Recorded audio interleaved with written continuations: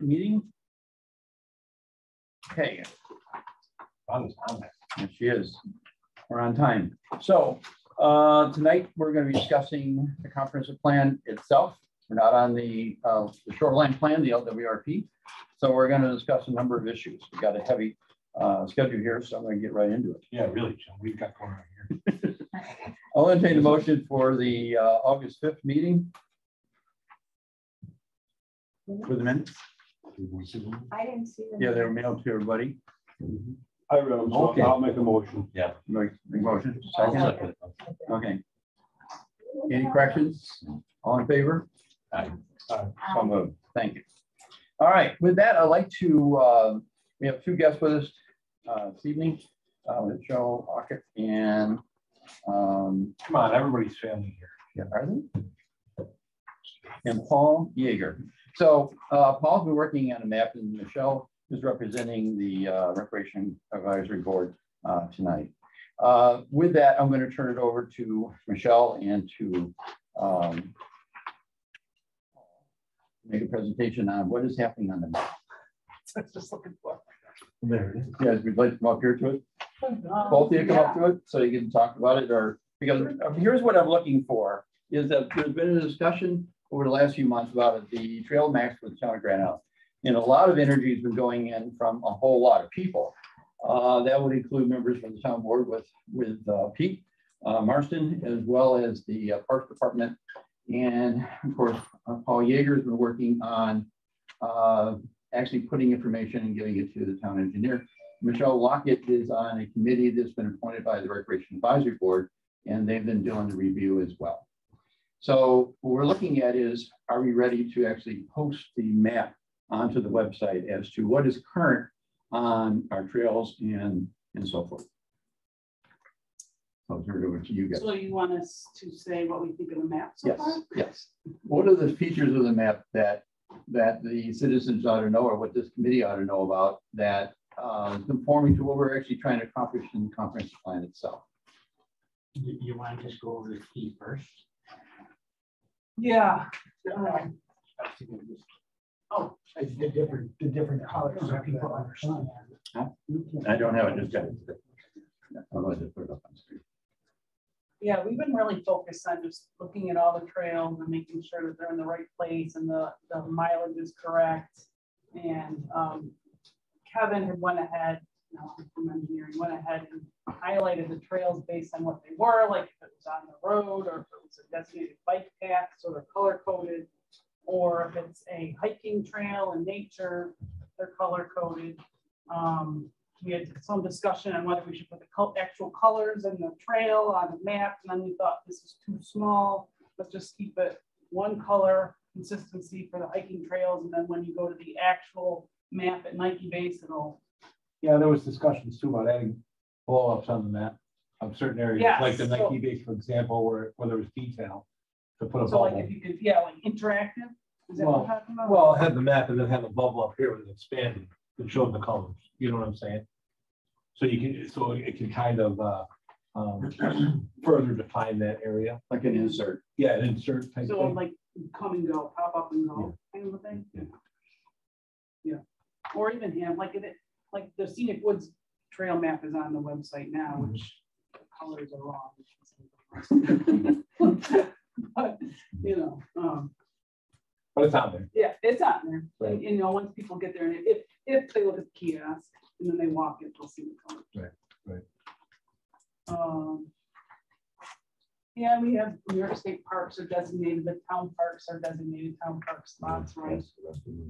We have the kayak launches, which we're missing one here, and there's a parking spot we're missing over here. We have to put on yet. We had discussions about how to do the trail, how to designate the trails, whether we should just include like Nike Base as one and put a total, or if we want to actually list out the different loops and put the mileage for each different loop. We had the mileage for the loop in the meeting last week. But then when we changed the colors, we summed it, which I think is wrong because the other ones have different distances. So we're going to put we want to put the detail back on. Okay. Be consistent, right? So right. we were consistently switched after the name, be inconsistent. We discussed it, decided we should really be consistent. Put it back in. So I heard the mileage issue is about 10th of a mile and that kind of stuff. Yeah, Well, we we all had, agree we on had it down to hundreds, Yeah. which was too much, so we went down to tenths. Sense is fair. Yeah. Right. Yeah. So yeah, there was 4 or 5 little changes that we put in. Discuss. So Kevin still has, from engineering, still has a couple of changes. We're going to put the key back in here to designate all the trails, like Michelle said, a parking lot and one ramp disappeared. And then Michelle, you want to talk about the number of the section here that you're talking about? Yeah. So then there's a couple other little things. So we're sticking with the state parks maps for the most part, but there are some things that I think would be beneficial. Like state parks only does the East River Trail that goes here, and I don't know if you guys probably can't see this, but there's a small little section they designate as an unmarked trail, but it is a loop. Mm-hmm. So I actually went in and got the mileage for that loop. So we can just include the whole thing and write it as East River Marsh Trail. And the state's okay with that? Yeah. Okay. And then this part here is also listed on their map, which I thought we should just keep the bike path, which is 1.6 miles that I think goes down here. Mm-hmm. So keep that Beaver Island bike path. But then from here up to here, that bike path, I'm suggesting we call it South Parkway Bike Path for now. Just for designation. Yes. So right And then now, this would be the West River. right now we have it as 1 because it all connects. Right. But as Michelle pointed out, it's state all the way down to the end of the green here. So you think the traffic circle should switch the naming? Half of it. So Yeah. this part would be, this part's all part of Beaver Island. So This those part is Beaver Island West Trails, River. that's West River. Yes. The other one should be South Yeah, I Park. got that. Yeah, What's the so other that's your part? intersection. So we're gonna have 3 pieces of that. You'll pass Can that. If we align it with the state park map, Okay. yeah. So does that make sense to have 1 trail? Because if you're coming from out of state, you couldn't care less whose property it was. Well, I mean, when you come down to state, come to Grand Island, I would say that nobody knows who owns what and they don't care. They want to just be on it. Is it a trail and can I use it? Right. But right now we have, For a we have, map, we have it's it a from here definition. down, and we have all the different distances to the parking lot. We have it as 1, all broken up into sections. Right. Now we're saying we want to take this section, call it one thing, this section call something else, and this section call something else. Well, didn't you just say that you're gonna name it from here all the way to the circle and being Well, one we name? could do that, or we could do what state parks does and keep this their bike path. Okay. Well, and actually, it's 2 agencies of state ownership here, you know, DOT and New York State Parks. So I don't know why the distinction is necessary. I mean, you should have 1 name for the whole thing. The DOT does not own it. Everything there is parks. It is. Yeah, but the South Trail is not in their jurisdiction of parks. Because I've been over that ground. The South 2 Trail, times. which is the This South one. Trail. This part, Yeah, that's one. The one that goes all the way up to the bridge. That doesn't belong to parks. No, it does Who does not. it, who does it belong DOT. DOT But mows it and. to? That doesn't mean they own it though. I think Yeah, no. there's an agreement with There's them, an I agreement. think, and I think parks does take care of the trail. I was, No. yeah, Not the be trail, it's No, DOT, No, it's but it's DOT. parks. They may take care of something. it, but I don't believe they own I think it's owned by the parks. I think it 'cause I is, too. remember asking Yeah. that. Is it? it. Anything on the parkway is owned by Parks and But DOT Recreation. might The take care of DOT it. needs. But to DOT own it. may That's contractually- that's what it is. Contractually taken care of. Yes. That's the same problem we got on. So it's all owned by the parks. The trouble is, it's not cared for trails, the parks trails are. Right. Well, owned by the parks. The names do designate where they are, which is kind of nice. Like, If you stopped me at Love Road in this bike path and asked me where the West River Trail was, I wouldn't tell anybody they were on it. You know what I mean? So, but Where? that's just me. If somebody pulled me over here and said, hey, I'm looking for the West River Trail, I wouldn't say you're on it. You know what I mean? Right, that is correct. Because I'm from, you know what I mean? Right. But on the map, it's shown that way. Well, And I sound like a local. No. Well, actually, it doesn't say West River Trail. It just says, these are the trails. Yeah. And it goes from point A, B, C, D, We E. do Right. have a sign down here. I have to look and see if it says West River Trail or not, but there's a Greenway Shoreline Trail, right? Sign, big sign right there. There's a sign here, there's a sign up by the marina, and there's another one up at, towards Eagle Overlook.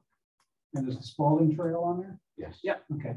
And that the state already named that trail a long time ago. Right, that one's named on the map. Yeah. I mean, I think about talking about names on trails, that's getting a little granular. It's just generally, do we like the map? You know, I think that's the big discussion here. Yeah, the only reason why I was thinking about the names is because I think when we start putting your listing name. out the words, it gets really. Yeah, yeah. Yeah. Well, the other thing they're getting into that was really important was signage. Right. Yeah. Because that's a big issue about coming to Grand Island. We're talking about signage as far as the big picture, not only recreation, but a whole bunch of things where the library is and on and on. I think that if you're talking about signage, you really need to make sure you determine what the names are so we can actually build the signage. to go along. Yes, and you might get shoreline trails. So, And especially if somebody's coming over for a specific event and it's Yes. something posted on a website, West River, oh my God, that would drive somebody A crazy. lot of ground. And to you find know, them. that's a whole different, Yeah. and because you could use Yeah. them each individually, Yeah. depending on what you were doing. Yeah. Well, then do we like calling from here up South Parkway? Yes. Like, Yes. I like it because it signifies where it is. Yeah. Yeah, And That's it- right. which is the other thing I wanted to say about the ransom road bike path. right, Yeah. exactly. Yeah. Yeah. No, and I like that both ideas that they may name for the vicinity these are actually in. I like the fact you got the kayak trails all the way around Grand Island, which is really cool. And I like the fact that you're incorporating all agencies, trails and parks on the map itself. Yeah. With permission. With permission. Each one has their own designation and responsibility, meaning they're going to govern their areas with regulations that we know are coming or in place. But we should still mark where they are and where they're and how they connect. Because one of the issues that I got when we were doing the trail tours was everybody's asking the question, how do these connect? Where's the connection to do this trail to that trail to that trail? And if we can at least start off with what is real currently, and then if we start to venture into the future and start looking at how we're going to actually connect them, we can then start looking at potential trails of the future. Well, it gives us a really good reason to ask. Correct. Because we have a home, you know, Right. we can build from. Right. We can start building spokes. Yeah. You know, to certain areas of population or destination. Right. You know. I mean, you got to have at least if you start showing potential, we can start getting grants and that kind of stuff. Yeah. And also when we start looking at developments as they come to Grand Island, we can actually turn around and make it part of their project planning that we have a potential map that's on it that we like to see if you're going to build your developments, Right. that they be part of it. And the planning board has initiatives that we actually incorporate as much multi-mode into their developments as possible. Yep. As part of the master plans initiatives. Snowmobile trails. Right. So where this map is, this trail map is right now, what is the list of things you still see to that needs to be done here? Yeah, we need to go back in and fix this up because like Paul had said, we added up just the total mileage for each of the, like all the Nike Bays, all the scenic woods. Okay. And now we're gonna go back and break it up and show the specific loops, how much miles they are. And then rename some. Scenic Woods is out there. I think the only one that's wrong is Nike. Well, Scenic Beaver Woods has- Island and Buckport are No, not here either. I meant for the detail, right? So those loops were on there, yes, we need to add some detail Yeah. about ones. Yeah, they were funny. They put some mileage in designated names for some of their trails, but not all of them. Like Yeah. they have the fisherman's line. They had a little Woods Creek here with the mileage. Yeah, they've been inconsistent. with that. Yeah, So and you know, they would be happy to change. I mean, I really They think wanted us to. we have Shoreline trails, right? Mhm. You know, it's just a matter of getting it out. Yep. You know, and we had quite a bit this year, but Paul, is this the trail that goes through Beaver or through it's Beaver probably- Village? The one that comes in through the park, through Spalding. the, Spalding is the one that is that where goes, it goes? that actually parallels Ferry Road. No. So that takes you right down to the waterfront from the South Parkway Trail. That goes from Oppenheimer, is that, not, isn't Oppenheimer, was that the state was there? Yeah, not Oppenheimer, close to that though. Yes, Yes, actually comes out on their old property. yes. Yes. Okay. Because that's what the. Not many people know about that trail. That always blows my mind. Yeah, I don't know. So when you guys are done, I have a couple of things to add. Okay. You guys go ahead. Yeah. So I think what we found was missing was, right, somehow this launch disappeared. You know, there's a parking lot out there that sort of disappeared. And I think just changing the name and adjusting the key for the corresponding entries. So. The next question was snowmobile trails. Well, Snowmobile trails. so I talked to Kevin today.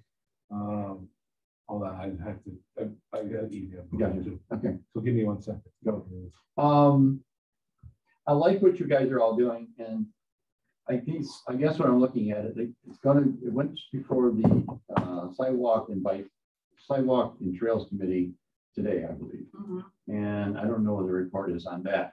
But I still think your report's got to go back to your chair at the recreation board, and the board then makes recommendations to the town board.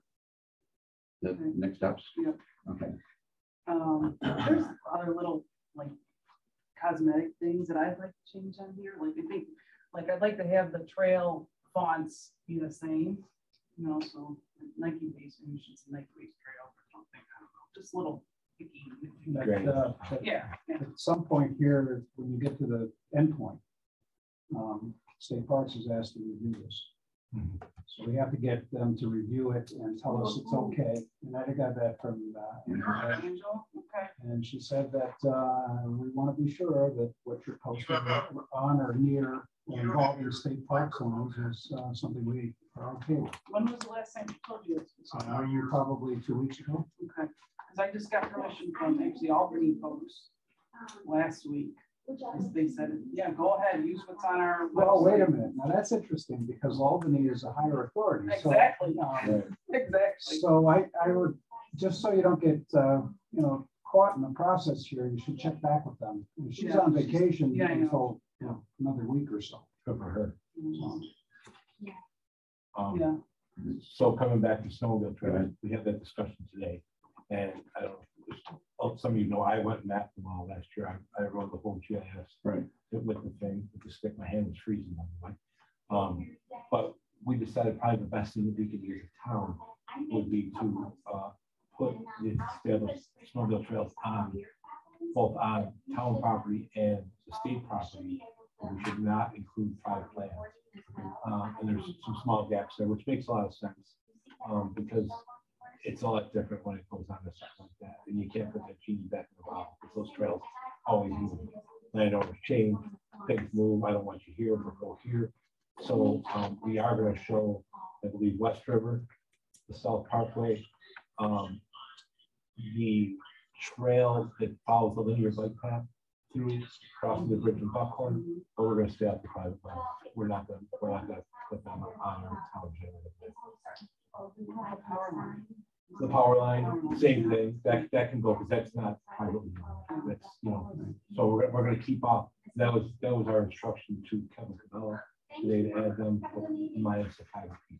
It was like that loop that we had just down the bridge, Broadway to South Bridge. That's what you're talking about, another bike path. Yeah. Yeah.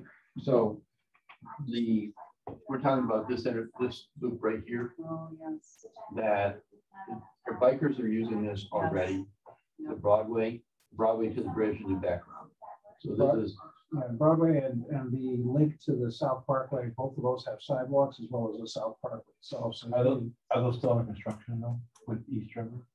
No, East River, actually, East River has been milled and the shoulder's been cleared. I've been down there a long Oh, time. they cleared the shoulder. Cleared the shoulder, I was there. Good news. they milled all the way to the overpass at at Spicer Creek.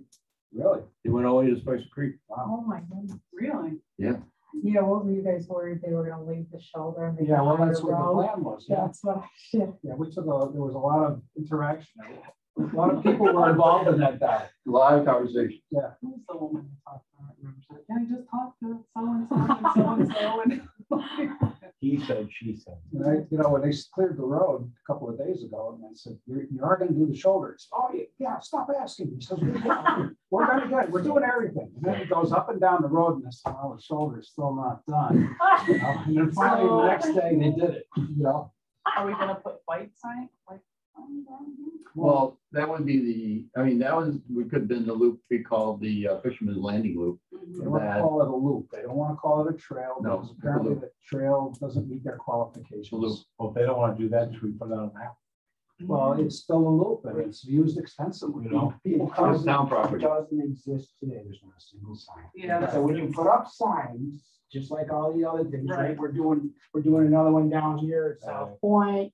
We're gonna put yours by the gallery, even though there's a trail there's no signs, right? Right. So we should be consistent. Well, that's why the map is so important, because it brings into the next conversation. The next conversation is, signage. Yeah. So it needs to be on the map. Once you do the map, then you can turn around and say, now signage is going to apply to it. Yeah. And I think that's kind of where I the showed on progression there going in that because direction. at either end of this loop trail we're talking about, there's 2 bed and breakfasts. Could There we are people just, coming from those facilities all the time. could we do just something like unmarked trail? Like just to tell people that it is accessible, and Well, I you have got seen a it lot of before. unmarked trails that people are using their own cars to get around. sure, I can make one in my yard. Right. I honestly, if you're looking at the big trail, the world rides this huge loop That's Yes. the big trail. all the time. All the And time. we don't have any signage over here because it's not very safe. Right. So it's not on the map And it's because dark, we don't have a sign that says this is a bike trail. right? Right, so again, I've been trying to be very consistent. Yeah. If we have a trail with signage, we put it on the map, otherwise it's future. Yeah. And we say, this is where we want a trail. Are we putting future trails on there or no? Not this one. Not this one, map. soon. But when we start to plan. But when we get this one out here, we can work on. The updates. Okay. Yeah, so the committee also talked about in Nike Base, we have the bridge now. However, we do not want to post anything east of there until it's done. So on our map, we're going to keep it consistent with stopping the big 6 for this version. The upgraded version will obviously have the connectors to put up a locally. We don't want to go there just yet till we have all our T's crossed and I's dotted. The other big thing, and don't shoot the messenger, please. Everybody's, I think, because they don't know, they're a little more concerned about the water trails because they don't know them and they don't really understand them. And everybody was just Who doesn't understand? well, like the bike path and trails committee does not have any experience. I wouldn't doubt it considering who's on that. Right. I don't think any of them had a paddle in their hands. Well, I have before, but I didn't get far. They were concerned that we were, by putting this on the map, that we might be opening ourselves up to some sort of liability. No, we're not. In the These are river. New York State waters. Right down We've been over that argument. Okay. So has the state ever published these kayak trails? Or is it Yes. just- Yeah. Yes. Yeah, Yeah, that's right. The water trails. Yeah. Published Yeah. the blue one. Yes. Yes. Yeah. So that carries a lot of water. Yes. Yes. We're You're still calling it that, right? So Paul, Paddles up Niagara Trail. Diane, you were there. You can. yeah, I check just with me. wanted to note this to Paul. One of the areas those of us who've been in boats are concerned about is The point. how the point goes out to the point and that water is We actually pretty changed it. dangerous. Right. It used to go up here Right. Okay, and we did take that piece off because yeah, John okay. and I used to do this all the time. Well, but the original Paddles Up Trail includes that turn. It does, so put it back And the in. problem I have with your discussion about that item is that if you're not qualified and you're working with a boat that's not designed for that kind of water, you shouldn't be there. Right. That's just common sense. Well, Taking it off the map now, just because of that, it's not correct. okay. It goes in there. Goes It's around. right there. Yeah. And that was approved. by- Actually, it went through. On this one, it goes through. Right? This one, it goes through It goes through the opening. Through the opening, just like you Yeah. had. Yeah. Just No, like it's before I depicted. think it was going up. No, never went around the outside. Well, the previous. Yeah, it did. Previous The other map had version. it on. Kevin's did. Kevin's maybe, but on Yeah. Paddles Up, this is Yeah. the map that I No, made. Dave Okay. Fred actually It's always pointed been that out in through the last meeting. This They is- were like, no. yeah, that's. This is your map or Paddles Up or? No. This is the map It's from- Greenway. This is a Greenway map This is a Greenway approved map, okay? and approved by New York State Parks, because Okay. New York State Parks at the time was Okay. running the Niagara River Greenway Commission. Now, I'm gonna tell you this and don't be mad at me, but if I launched down there at the pump station, that's what I call it. I don't know if you guys have it Eagle. there now. People And I wasn't from around here. And I paddled out to that point and I saw Niagara Falls and the current. I would probably not fare well. But I wouldn't know that because I'm not from around here. Now I'm from here. So I would probably do my paddling around Beaver and all that other stuff because that's where I'm comfortable at a novice level. My point being is if somebody comes into town, sees we have a kayak launch there and we have kayak trails, we don't want somebody like Paul said to be over their head. And there's no way to put a sign floating in the river saying caution, you know. Well, there are a couple of things. Yeah. First of all, that launch facility there before the trail went in place has been there since probably the early 1990s. Oh, yeah. Right, because I was involved in how that was all came together. It was part of a violation with the New York State Greenway Authority. And the same issue came up. Mhm. And since then, we have not had anybody over the falls. We've had nobody in the no navigation zone, no nothing. It hasn't happened. Now, Like I said, don't shoot the other one- messenger. I'm just saying every The other. other thing is, if you look at the nautical charts, there is a line, demarcation line of buoys out there. Mhm. And it's actually kept under constant visual contact. Mhm. And if anybody sees anybody beyond those buoys, which are well before the time when you really can get in trouble, Mhm. you're gonna be intercepted. Okay. The Coast Guard intercepts them, the state intercepts them, and also all of the local police agencies. I love being saved by the authorities. You're closely watched by the I've authorities, done this trail. I've which is done. why you haven't had any and- close calls. I mean, I don't see it being a hazard at all. So just as a, Trail under the shoreline. as a discussion for mitigation, maybe at that launch, there could be a sign. Yeah. Explaining. Sure. You know, that Well, maybe. have it, again, marking a map that shows where a trail. Black diamond. Well, Yeah, I think black diamond. now, Pete, when you talk about putting a sign up like that, now you're introducing yourself into Well, liability. that was the other That's how you discussion. know. Because you're tightening up the. That was the discussion too. Yeah. And I said, don't shoot the messenger. I'm just bringing forth Okay. discussion. I You think got, that you got some What revenue. what I've heard from that group is old school. We discussed that 25 years ago. Okay. Well, I never discussed it with you, now I just did. Well, I yeah, feel you much were on the better. picture then. Yeah. You know, I was in the picture, it was just blurry. right. So Pete, one Never last materialized, question. yeah. Are you proposing that the snowmobile trails be put on this particular map too? Yes, Is it, okay. Yes. Got it. I but not onto the residential Right, properties. right. got just it. on public lands. Okay. And we didn't talk about the grid easement, but I think that would probably be easily doable. Okay. Because that's actually, believe it or not, that is on a state designated snowmobile map, that whole loop. Is So a NYSSA? Yeah, And yep. I ask you, is that different than what Nope. you're gonna publish? No, that's it, but we're not gonna, on the town map, use the private land because that trail does move. Traverses? Yeah, here and there, if it gets run by ATVs, we actually move it.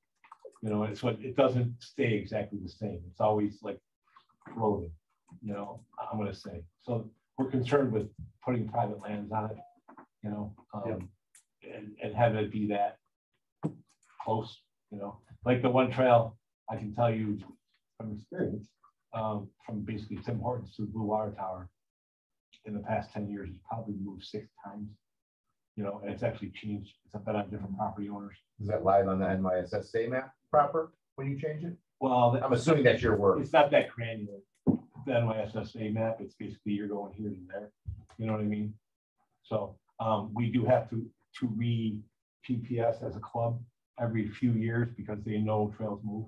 Right, and does that include too, just from a Chamber of Commerce loaded question, there's a lot of other demarcation on this map besides, you know, like stop here. This is I apologize, I was a few minutes late, so my mind goes to what's the purpose of this map, other than having a map? in terms of usability, and then what's, like bringing people from off island on, usability for people on island.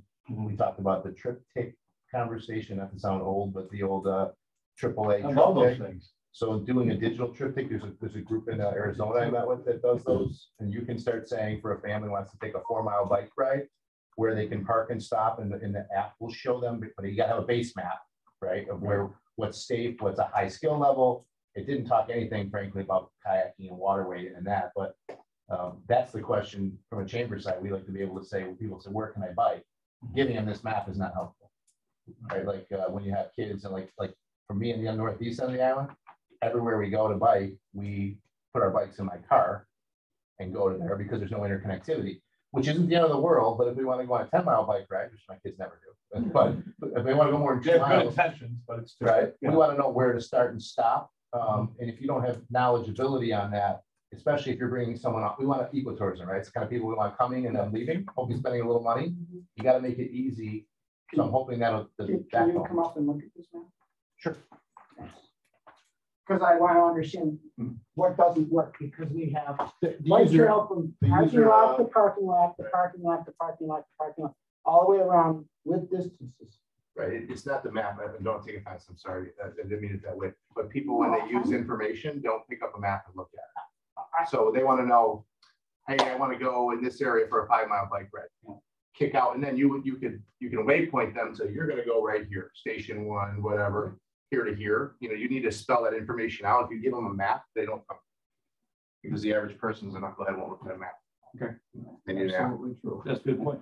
So you're looking for something electronic. Yeah, well, my question was the base. If the map is going to be robust and is a good base, then we can build off of it. If that's the intent, that's fantastic, right? Well, I think that's where we're heading. the intent is this is the foundation.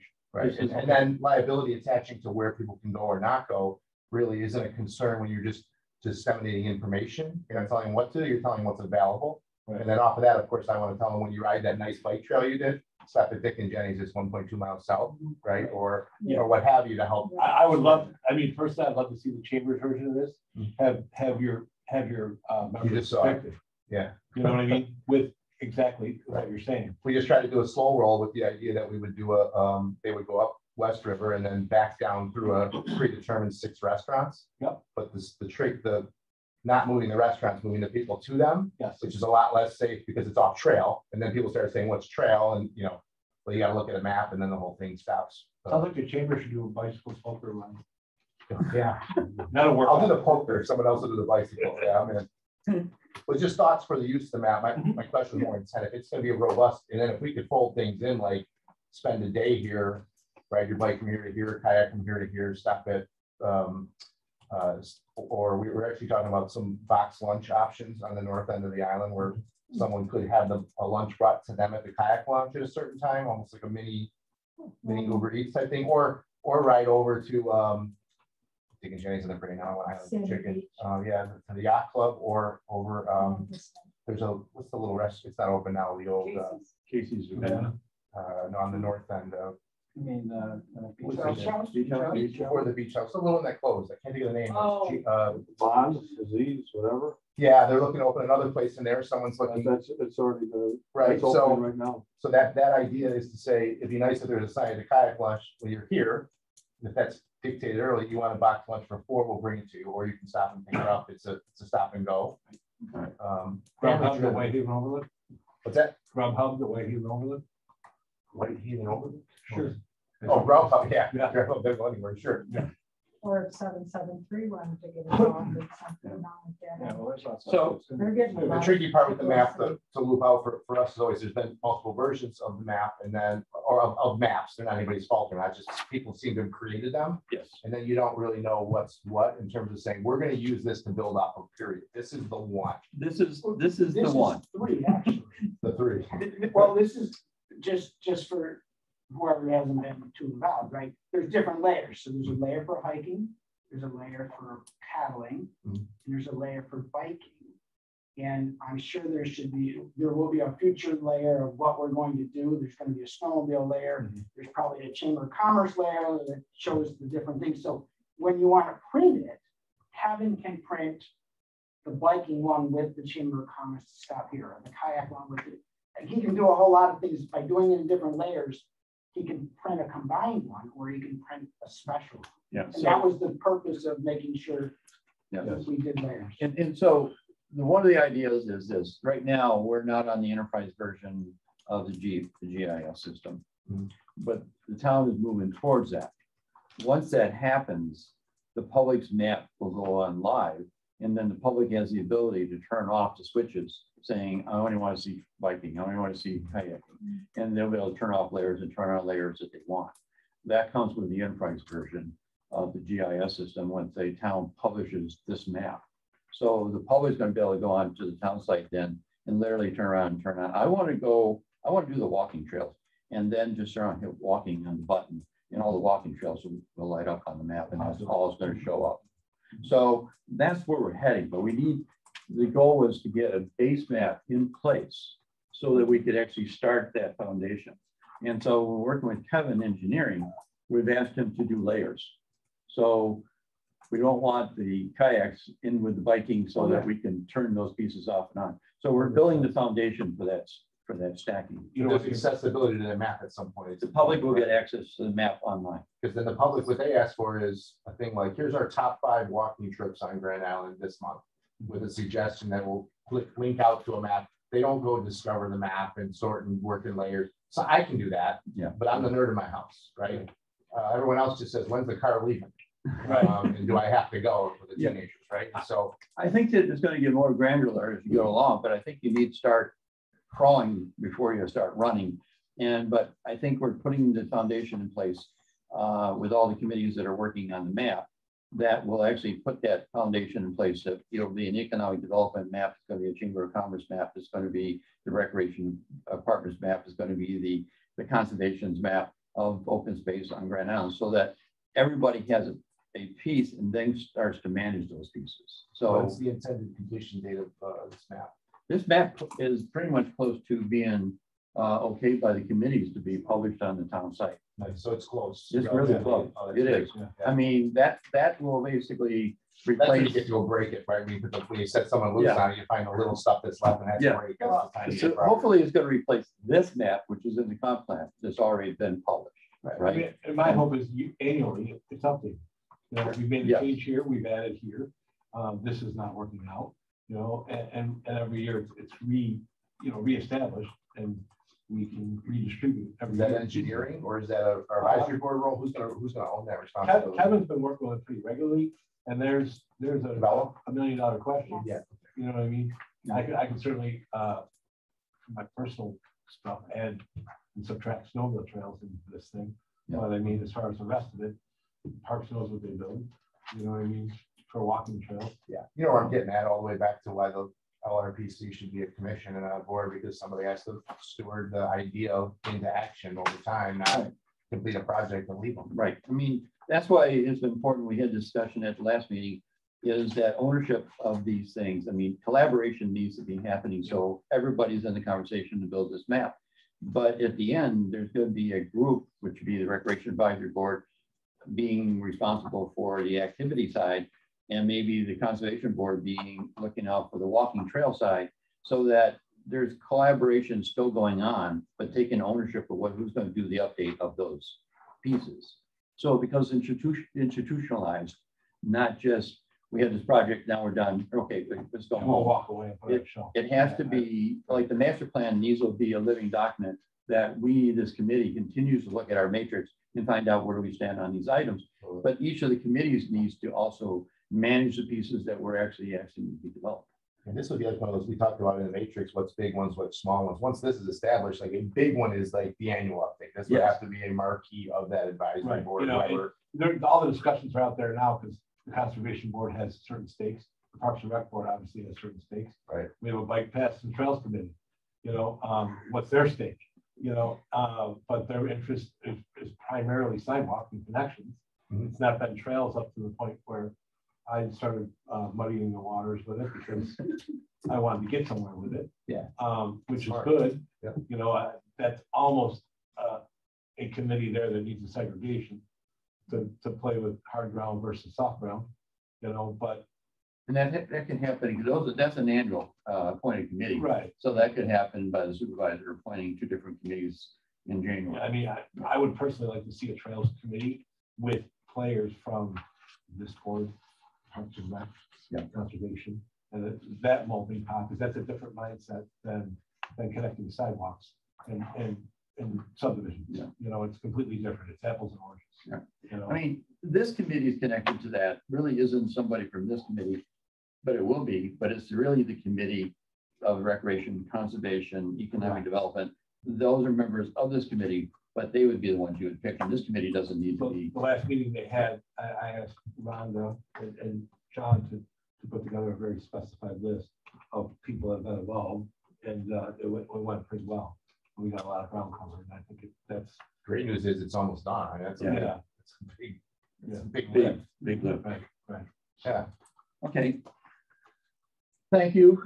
So If you'd like to stick through the meeting, you're more than welcome. If not, you guys could have a good evening. This is the first day for football. Oh. When we put it out originally. Thank you. We'll get Kevin on the updates and. Yeah. Super. Thank By the you. way, Thank you, guys. all these people that working very hard on this. Yes, they have. Everything, you've been cutting trails. You've been hard. Yeah. We just put them on. I like wrecking stuff, so it's perfect. I like walking and biking. So Yeah. kayaking. Okay. Thanks, Thank you for guys. everything. Thank you. Okay. See ya. Bye-bye. Bye. All right. Nice. Karen, could you, I have a copy of the matrix. Good to see something going forward. Yeah. Yeah. It's great. Like wanting to move forward with other ideas, usually where Did you get a copy of the agenda? I have it on my phone. Okay, good. So our next thing on is June. Are you ready for us? I am. Well, I don't have a huge problem. I want to ask a couple questions about this. Fire away. Can we all get a copy of this so that we could take it back to our Sure. committees? And So look why at don't we it? let them do this, and then we're going to create an electronic copy? Can we take this and mark up and make sure Kevin's got it? Go ahead. There you go. Yeah, I was just gonna- See, now you see it, now you know. Got your phone. I was gonna take a picture. Yeah. Wah, wah. I know what I would Nothing to see want here. to No- look no at, and flash I'm sure economically you would want to be taking this back, so if we could all. That's get a exciting, copy you know, of that to work with, that yeah. would really be helpful. Right, so I'm supposed to meet with Kevin tomorrow. We're just gonna make sure we know everything that's changing, so when I Yep. meet with Kevin, he can get it, and then we'll just. make Have a sure- copy sent to Rhonda, so Rhonda then can distribute it to the committee. Perfect. All right. Thanks. Thanks so much. Thank you. So that's my better judgment when it comes to next. Come to the Oh, table. come on. Have a seat. Okay. Okay. All right, June. You're all. Well, I just want to, in reference to this map, and this works out pretty well because Preservation Board, of course, as you know, has been looking at Ferry Village for quite some time. We had to postpone the tour that we were going to do last month because it was so hot that Karen Nichols is going to do it, and she just didn't want to walk Ferry Village. Lady after my own. So we are going to do it, but it will be next week, Friday, I believe. We're going to do this. And the representative, the actual person who's got the degrees in preservation and all that sort of thing from Buffalo, Preservation Buffalo Niagara, will be joining us for that tour. She is the person that knows about how to get grants, how to identify places that are, Can I interrupt you one know, second? that we're. Can I interrupt one second? Rhonda, I went and took I turned off my camera. Are we still broadcasting? Okay, good. Just, I didn't want to look at myself. I'm anymore. still It the says recording, yeah. primary host on that, and it's recording to the cloud, so we should be fine. Okay, good. And I have the other one running All right. here. Sorry, those June. seem to be I fine. didn't want you to be cut out. No, that's right. So anyway, we'll be doing that. We had some misinformation, I think, about some of the buildings that are down in Ferry Village, ownership and that sort of thing. So we need to do some more research on that. I've been sending out messages to people all over Western New York to find out some of the history of some of these buildings, who actually owns them, what's going on. But they connect down there to the trail that comes out of Beaver Island. So if you get to the end of Beaver Island coming into Ferry Village, there's a section of town property there. Not very big, nothing's on it, maybe a couple fishing tables that are left over from. Cox Road, right? Yeah, right at the end. Yeah. So what we're thinking is that not only are we looking at preservation of possibly buildings in that area, but incorporating that piece of town property into whatever we do in order to design that as a historic district for Grand Island. So just so you know, we're looking at that. So if anybody else is looking at it, hands off. Don't touch it. Don't touch it. Because we would like to see that incorporated into it if we can do this, because it would give us some green space along with everything else that is going on in Terry Village. No clear-cut ideas at this point, quite honestly. From my point of view, and we've talked about this at the Preservation Board, we have an ordinance on the books. We've adjusted it once. I personally think we don't have much way of changing this ordinance, and I'm concerned about that. And I think it's going to be difficult to get some people on board to do any changes. But we have buildings on this island that are falling down because people aren't taking care of them. And they represent the history of the town, and that's a concern to our board, because I get it. Some people feel you just can't tell somebody what to do with their own property. On the other hand, it's, to me, it's like COVID. When is it a reasonable thing to do to get a vaccination and say, I'm not going to give this to somebody else? And when do you say, I want to do whatever I damn well please, and it's my property, and if I want to let it fall apart, it's my business. Even if it's the oldest building on Grand Island and it's our history that's being destroyed. So this is the dilemma that we have right now with whole Ferry Village project. So just so you know, I mean, I will be coming back telling you more about it, but that's where we are at the moment with that one. The other thing that we are working on is the Alt Farm property. So you know that the that much of that is been conserved already, but the 5-acre plot that is still there has an original barn, a farmhouse, an ice house, a schoolhouse, all of these buildings from the history of Grand Island right on a 5-acre plot. Is that going on Whitehaven? Okay. So we are also touring that in the next couple of weeks, because that family, of course, is very interested in maintaining that and doing something with it historically. So I think it's also actively working with the Land Conservancy. I was just going to yeah, say. they are. Well, they've already done that with Right. much of the land, Right. but then they've retained this 5-acre portion that they're living on. But Yeah. they are, And that's separate than what yes, they that's agreed to yes. do with the land. This is a separate little section, but we are looking at it from the historic point of view when we do it. Yep. We also are bringing in Preservation Buffalo Niagara to look at that, because we may be able to assist them with grant money that we can find that would help, even though it's private, I to mean, maintain it. and to your point you were making previous, backpedaling, that's if you really want to get somebody to fix up their historic home, you need to tantalize them with funding. Yeah. That's, I mean, that's your solution. Right. You know, how you get there is completely another story. But if somebody has, free or next to free funds available to enhance their property, yeah, you're going to get it. I mean, if you need a new roof and you own a building that's 150 years old on Grand Island, chances are very good that we could find an agency that would help to pay for at least half of that roof. Right. Nobody's asking you to sell your house, get out of your house, or anything else. But what we would be doing is saying, we can get you the money to put a new roof on that house. All we're asking is that you keep the exterior of the house looking the way it did in the 1800s. So now you're approaching with sugar instead of vinegar.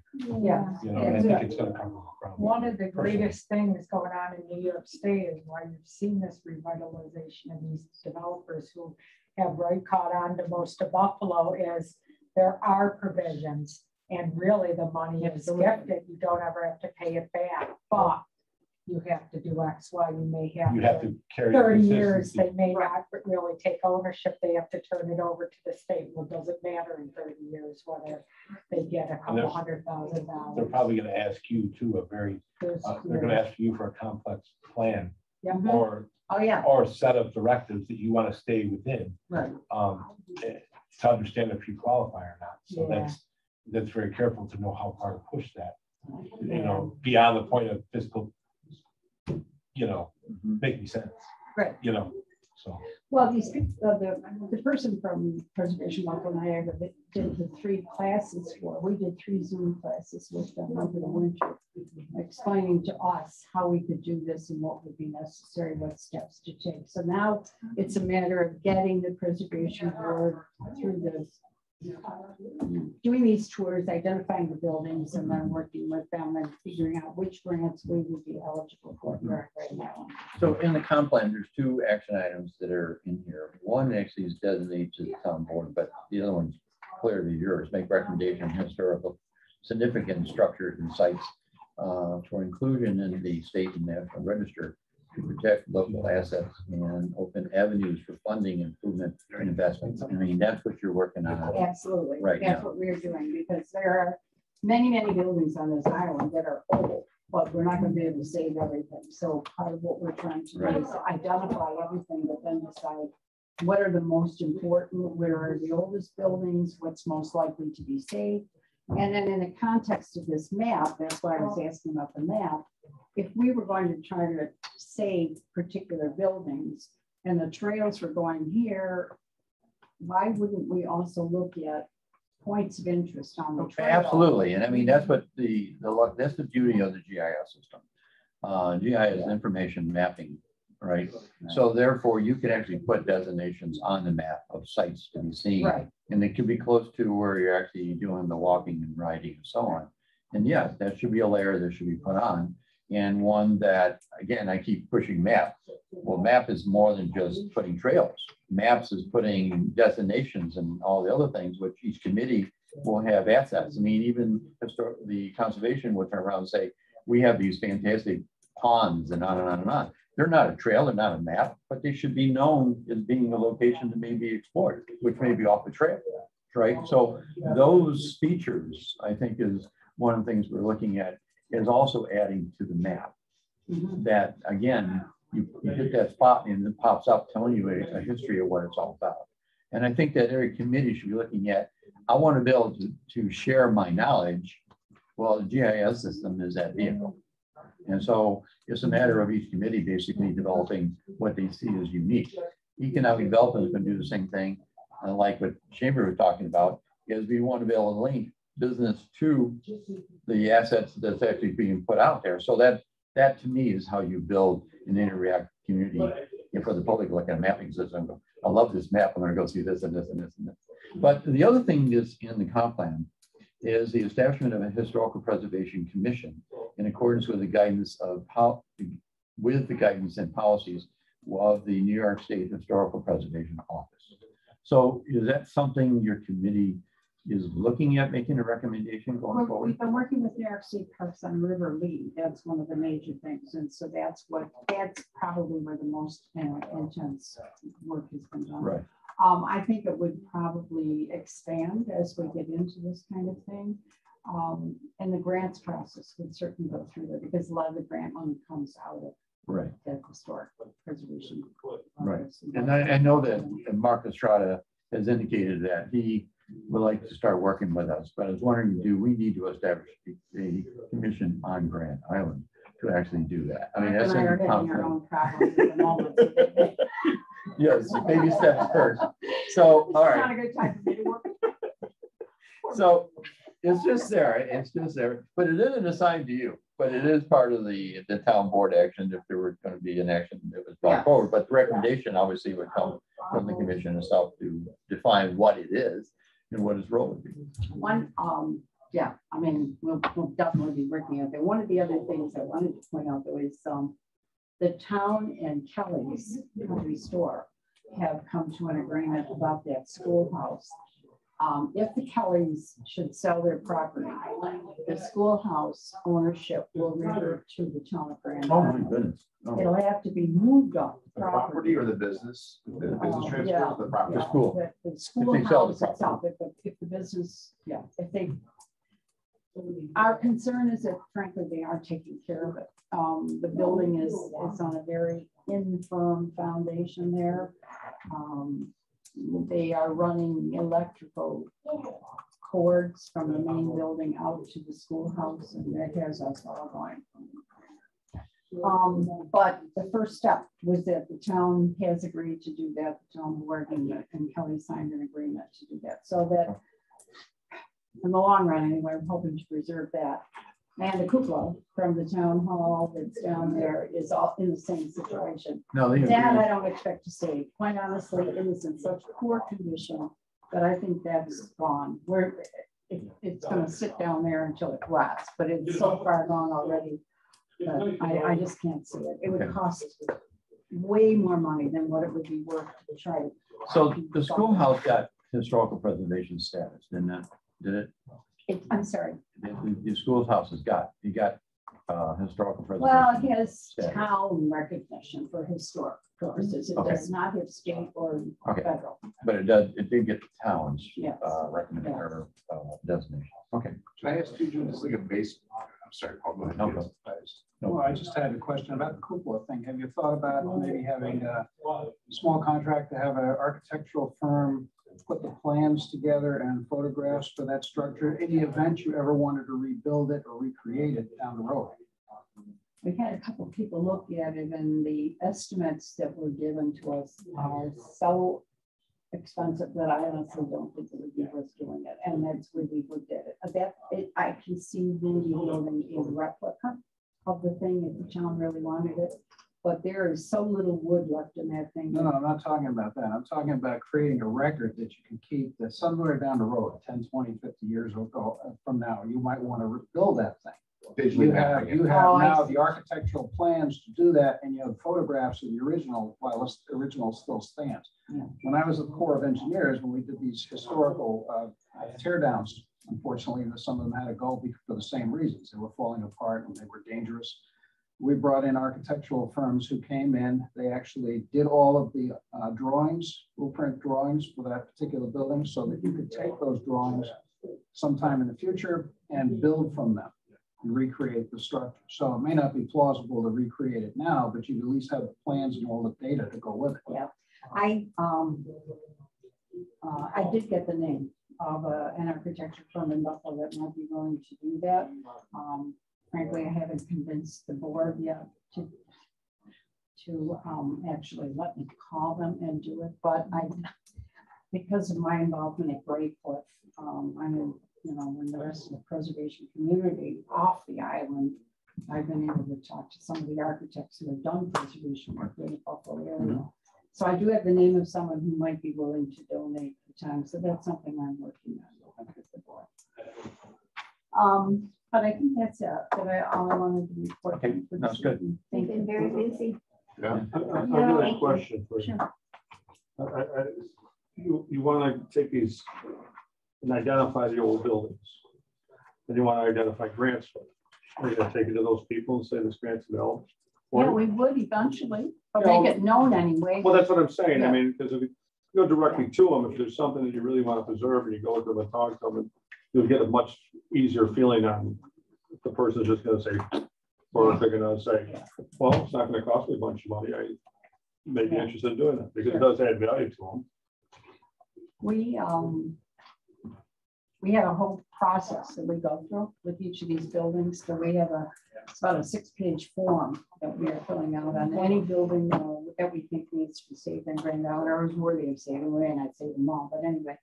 And we trace the history of ownership, when it was built, all this, what it's made of. We're following all the New York State historic preservation rules in order to do that. So it takes a long time to do each one of the buildings, but once we've identified those and we know which ones fall into the areas that might fall into the map, for instance, if that's what we were going to do, then we would know who to approach and, let them know what we might have available for them. So yeah, that we're working on that because if we're going direction. to kick back right away, you might as well just throw it off to the side. If you got so many different places, it would be good with the ones that are receptive to you. They want to do that. They may not have the means to do it, right? But Well, down be receptive. For instance, down in Ferry Village, that's the plan. We're going to do the top of the walk, basically. And we've been looking at buildings down there and trying to figure out what could be salvaged and what probably is beyond repair or beyond what we could do anyway. But once we get them identified, then we will be talking to the owners. Because several of the buildings down there actually are owned by just a couple of people. Sure. So that's my question. Like, how do you I'm sorry, I'm ignorant to how that designation, I know there's standards, but when you say somebody has a property and they're not maintaining it and it's historic, right? Historic and old are two different things. I'm assuming they're not necessarily the same. Oh, they don't have to be the same, Okay. that's true. So does somebody know when they own it that it's historic versus old? Because telling someone, look, if my neighbor has something fall over, I'm a nosy guy anyway, I'm gonna go over and fix it. But it's to me, a different way to, if they bought or they purchased or they know they own something, they got into something that has a responsibility versus saying, hey, you got to own something old, fix it. I think those are two different like starting points in an argument. And that's one of the issues with the ordinance that we have on Grand Island, because we really do not have in place legally on the island a way to say if a piece of property changes hands and it is considered to be historic on this island, we haven't designated enough of them so that a new owner coming in would even know that. And what we're trying to do is get enough in place so that if somebody's buying something, the zoning board has to look at it when it's being sold. All of the town offices would have to look at that before the sale could go through to make sure that the new owner understood that this is a building that we are interested in. Which is the information really belongs to the assessor's office. And there's a marking in the file indicating. The law actually details which offices in town are supposed to be looking. And historic necessarily, again, driving through Ferry Village, I'm not a guy, I'm learning more since doing this the last couple of years, right? I drive through and not a whole lot looks historic to me when I think of, you know, a Victorian style house, something that would be out. So I'm like, what are you trying to save down here? It looks like a lot of old buildings. And if I was a buyer who just said I wanted the land and didn't know, I'd go, yeah, I'm knocking that thing down. Well, you know, it's 100 years old and needs repair. You know, that's Ferry Village, that's the perfect example. There's a place that changed hands within the last, I don't know, year and a half. And it was Tucker's old store. He used to have the sign in the window. And it's the building that was the original store that people would go to if they were going to the ferry or coming off the ferry to go back. And people bought everything there. I mean, for years and years and years, it's a historic building in the town.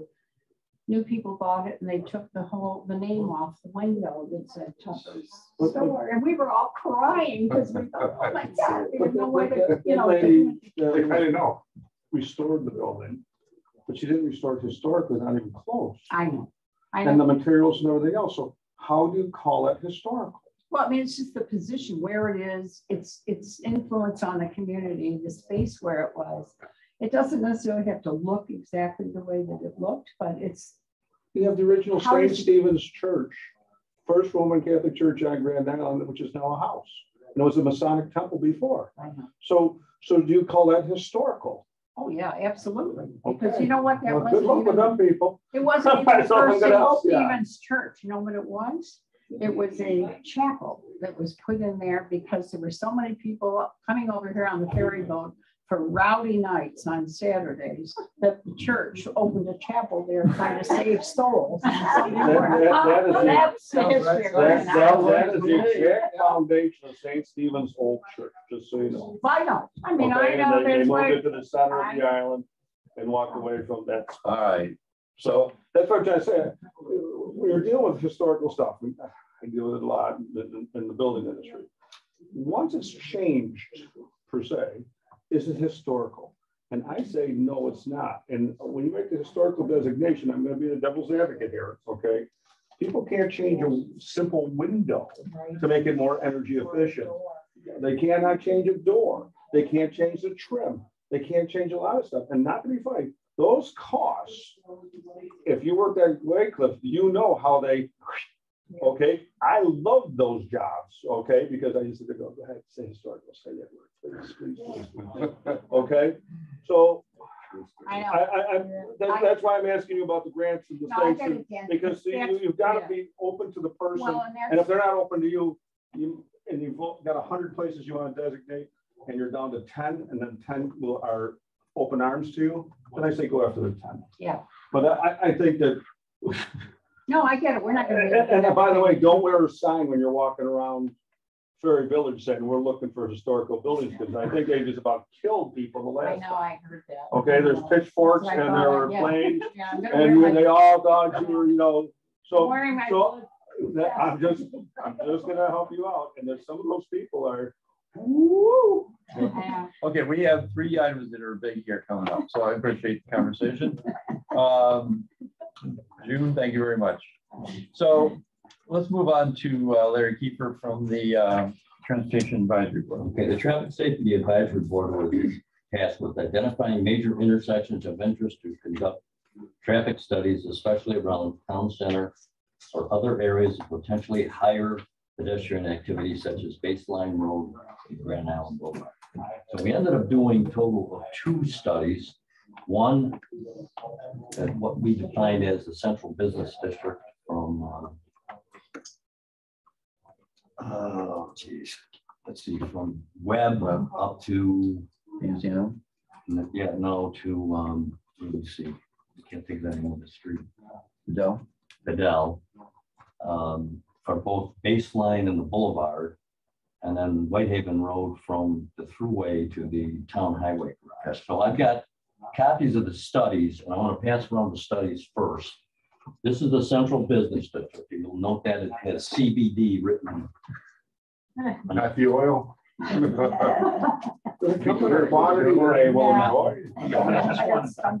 Less painless. Yeah. I mean, Pain free. That's all. I got one. You got one. I might not have one for everyone because the number of people coming to these meetings has diminished. Rhonda, I will get you a copy if you don't mind.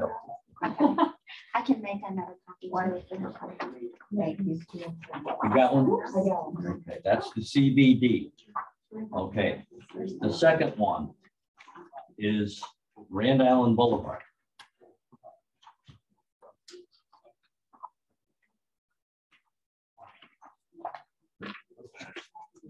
People. That's one. There are 2 of them. We'll share. Next year, I'll just give you. No, maybe. Is it 1 or 2? This one. This All one. right. Well, I'm not sure. Double stage. This is important stuff in camera, by the way. Was there none? All right, everybody got both studies? Yeah. Okay, I got one. All right, A lot of dead trees. there's a, Hey, we like copy the hell out of these things. yeah, I know what, I know you do, but I mean, there's a lot of dead trees there. I think conservation is not liking this. They're ash, don't worry. the next thing out is, when we did the Grand Island Boulevard one, we made a request from the state DOT to make some changes to the project on Grand Island Boulevard. What's it developed? Heron Point. And we got both the letter that came from the town of Grand Island and their response. It's 2 letters. So it's reference material, and it's for your, just for reference, what we requested and their denial. Very good. All right, you got one, you got an extra. You pass.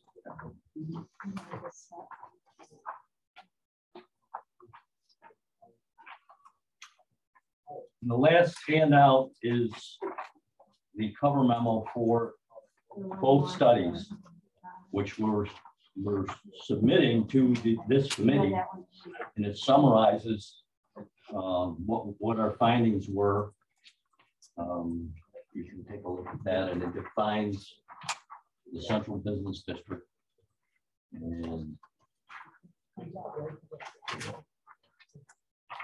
should be enough for this. And I want to go through just very quickly, because these studies, if you pick it up, you're not going to really know what it means. So I would ask everybody to look at the Grand Island Boulevard one.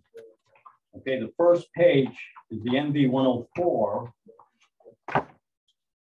And the second page is a key that you use for an accident report with the MV 104. And the keys are on the right-hand side, you'll see contributing factors, pedestrian and bicycle action. And you see the 1 and 2 on the edge. Everybody see what I'm talking about? Yeah. On that accident report in that area, it'll have a number sometimes. Traffic control, number 3, it'll tell you what it has. Weather, the direction of travel. And go to the next page, the MV 104A. This is what a police officer normally fills out. The MV 104 is for what they call non-reportable accidents. That's when there's just damage, no injuries. Once there's injuries, then you go to the MV 104A and a police officer fills this out. Okay. The key numbers are 4 through 7 on the left-hand side. And then 19 and 20, those are contributing factors. If you go to the next page, there's another key. Okay. If you look on the left-hand side, daylight condition 4 through 7, daylight conditions, roadway character, surface, weather. And then on the right-hand side, 19 and 20, those are apparent contributing factors. Okay, for vehicle 1 and 2, we got 19 and 20. For vehicle 2 is 21 and 22. Okay, now why is that important? Because then you go to the next page and then we summarize all of those. Okay,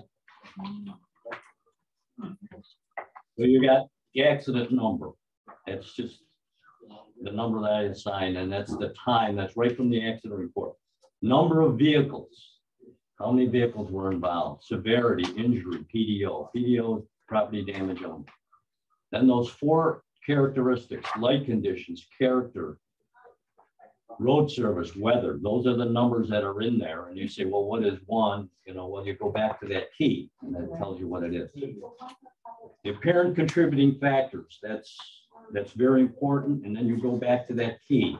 The first one you see is number 7. Which is failure to yield right of way. If you go down to accident number 2, 66 and 19. Pavement slippery, 19 is unsafe speed. Oh, you didn't get one. I'll share. Okay, you're gonna have to work on it. Okay. So what we did is we broke down each one of those for, and for the boulevard, I think there was 83 accidents. Okay, What's so the keep time? paging. The time There's period? a 3-year period. 3 years. The boulevard was 2016, 17, and 18. The central business district is 18, 19, no, correction, 17, 18, and 19. That's described in here in the summary. Oh, Okay, the accidents, the times. Okay. It's also on your grid in the top left corner. I did the same thing you did. Okay. Stumbled on it, yeah. All right, so if you go through, there's 83 accidents, they're all summarized in various ways. And then coming to my artwork, Very nice. the accident diagram. All right. Dora. So that's a description of the, you know, the visual description of what happened. Okay, and that's the accident number. That's how it's listed in your list. Number 1, 2, 3, 4. I didn't put. You see if there's a little 0 next to the accident, that indicates it was an injury. Okay. If you color it in, it's solid. It would be a fatality. We had no fatalities that I found. And some of my, I have to draw a picture of a deer sometimes. Not real good at that. A pedestrian, if you look on the second page, is where a pedestrian got hit. Stick figure. I like the deer. It's a lot of work. It is a lot. And you look down at the, let's see, the traffic circle, the roundabout. There were quite a few accidents there initially. I'd be curious to see, and it was pretty new at that time. So that is, the descriptions. And then the last pages is where we did the summaries. And we looked at the type of accidents, side swipe, left turn, right angle, right, side swipes, whatever. And then we did them by pages. This is a summary of it. And then page 1, that's the diagram that I drew. We did a summary. 19 was your last central business? Yeah. Okay. question, do you have a traffic study telling you how many cars have gone through all these areas at the same time? Because 81 accidents over 3 years with the hundreds of thousands of vehicles going up and down those streets is my guess that the numbers are pretty darn low, and I'm pretty happy with it. Yeah, To be honest with you, we didn't really see any problems, to be honest with you. Yeah. Not many. Now, if you read the letter that we wrote, there was a lot of rear end accidents in the vicinity, like from Webb up to like towards Tops, where people are going into Dunkin' Donuts and something, they get rear-ended. That's why, and if you look at the letter, we asked that they extend the Heron Point project using a three-lane section, and I thought that made sense. And you can do that and see, but the Heron Point, that was private money. That he paid for everything. Right, exactly. Well, if you made it bigger, then somebody else is going to have to pick up that money. Right. So now you can do that if it's a high accident location because you can justify it. But this is low accident. But I just don't. There probably wasn't enough there. No. And that's my reality of looking at your numbers. I'm just going by my daily count in my own head. But with the Heron Point project, it has provided like an island of safety there for other people. They can use it. I mean, it's not as good if they would have extended it to Webb and continued it from Tops. That's what we wanted. Because what you've got transitions. You got 3 lanes that goes down and 2 comes back out. You're about to gain Heron Point's going to have an exit on Whitehaven here shortly as soon as they open it up and they finish the construction. So you can take away a lot more traffic. No. Yeah. So I mean, I'm just, and I think the board is the ones that put that in last time when they went to do their extension, that they made sure there'd be another entrance and exit. So to calm down the traffic. And make it so it wasn't a cut through. Right. Yeah. Right. It's broken up. And don't get me wrong, I'd like to have a 12-lane highway up there, but I don't, somebody's got to pay for it. Larry, I can tell you from reality, because I work in that area. That's my area of expertise, if I have one. And that turning lane has changed that drastically. Sure. Drastically. The only thing I will tell you is that the unwarranted side effect is increased the drive-by speeds substantially. So now, like before, everybody slowed down there because there was always cars turning. So they had to slow down, wait for it to go, so it stop and go. Now they just kind of come veering out to the right, and they're going right at 45, 50 all the time. So there aren't those breaks of opportunity to pull out of a credit union, my place, whatever, pick a business. So that is kind of a little bit weird because you could sit there for quite a while now because things are just going fast. The other part of that is the circle has no mitigation. Right. There is no red light. So it could sit there and spit cars off. I mean, cycle cars through for 6-7 minutes. Yeah. I'll be honest with you, we changed our patterns in our industry. We go right to Whitehaven and get on the thruway. We don't even attempt the boulevard. We don't attempt Stony Point. We attempt any of that because the vehicle traffic trucks and trailers that we have can't get through them, can't navigate them. So it's simple. Whitehaven, gone, goodbye. I mean, taking off my other hats and put on my business owner hat. I'm very happy to have traffic going by my business. Sure. But the other side of that is if I can't get my business out to pick up product, then that's not helping me. Right. You know what I mean? So it's just a little trickier, it's different. Let me say that, and it's not all about me, but it's about safety, but. Okay. I'm going to ask everybody, take these back and look them over. If you have any questions about what it says, because there's a lot of information here, but you know how to see it, right? You know how to find it. I would ask you to take a look at the Central Business District study and go to page 3 of the diagram. I don't think you got that. No. Yeah, I'll give you mine. Yeah, you can have one. Oh, you're cutting me out of pages now, huh? This is page 3 of the diagram of the CBD one. Okay. What do you got? So we got the drawing. Yeah, the drawing with the accident diagram. Oh, that's Brandon Boulevard. He's looking at the. This is pretty. It shows.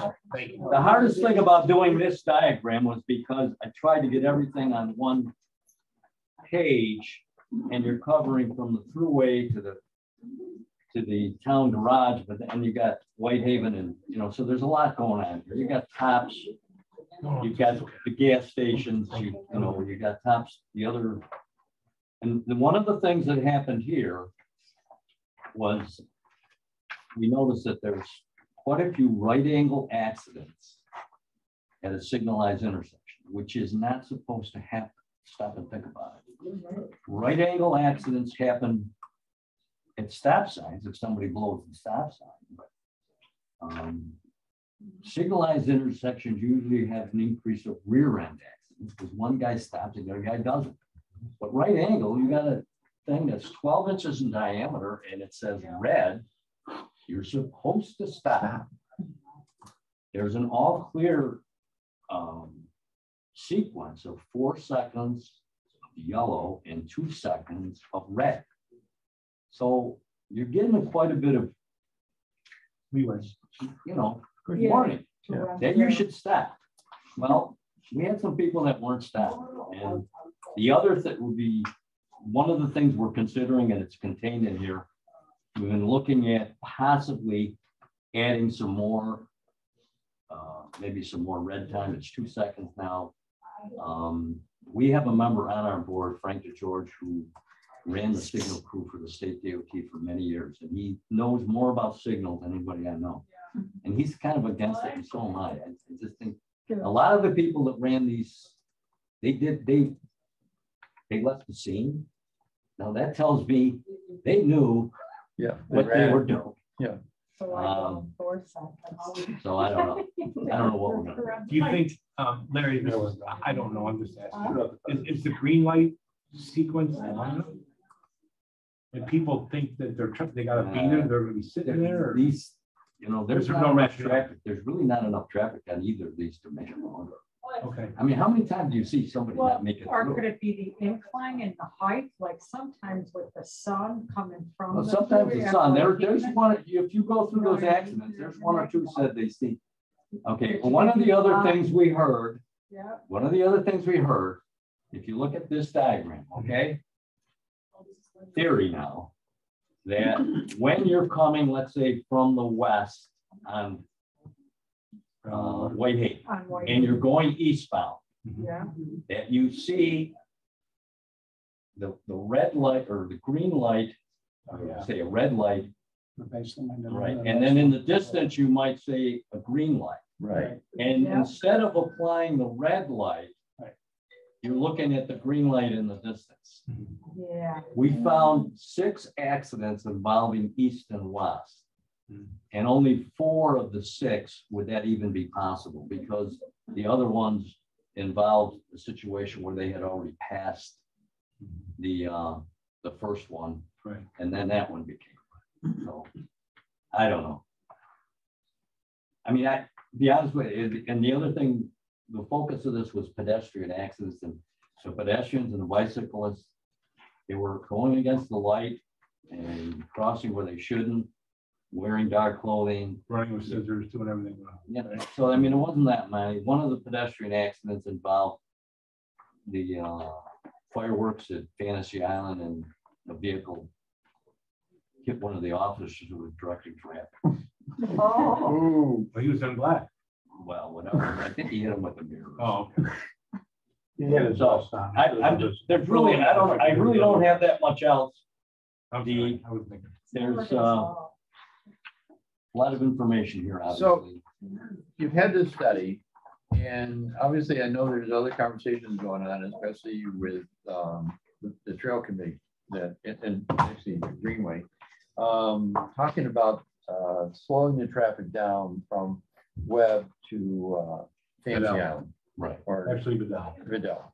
So I know there's been a lot of conversation about reducing the speed limit within to 35 miles an hour within the business district, which would also accommodate the fact that the bike trail could have a lane or a destination indicating bike. So, and the committee, your committee has been looking at that, but hasn't made a determination on that, or they made a determination saying they're not in favor of the 35 miles an hour. We haven't, I think that when you look at the accidents on Grand Island Boulevard, excessive speed is seldom a reason for the accident. Right. So what does that tell you? It's apparently the speed is appropriate. Okay. But now there's a big push on that, and I really don't know how that's going to come out. Can we make it 55 going into town? Then 45. Then Then it's 45. 35 out. 55 at town center, But there's something out of it, right? to 5 miles an hour until. So I don't know how that. Yeah. The state's going to make the decision. Yeah. So there is something that is being discussed at the state level? Well, I think, the town of Grand Island could write a letter to the state DOT and ask them to change that speed limit. They would do a study and they would make that determination. We're going to provide the state DOT with this, this information. Okay. I personally think, and this is just my opinion, and I am not a traffic expert, but thank you. By the way. This is Very good. But I think it isn't just change the speed limit for an arbitrary reason. It's because you want pedestrian safety in your town. You want to enhance pedestrian activity from where it is now. We'd like to see that uptick. And in order to make that uptick, this would also change how this looks. If we just started adding more pedestrians to our town without potentially lowering the speed limit and doing a couple other things. So business as usual, it's fine. As Dan said, those numbers aren't bad. If you start drawing more people non-motorized town center, it's going to be more pedestrian. Therefore, there's more potential for accidents. Therefore, a lower speed limit may be conducive to that. I think to just go to the state and say, we want to lower the speed limit for no apparent reason, they're not going to understand. But I think if they understood the bigger picture, we're trying to slow down our town, think a little more pedestrian connectivity and, some enhanced shoulders and stuff like that, so people can walk around the town commons. We can have more events with less concern. I think that might change the big picture a little bit.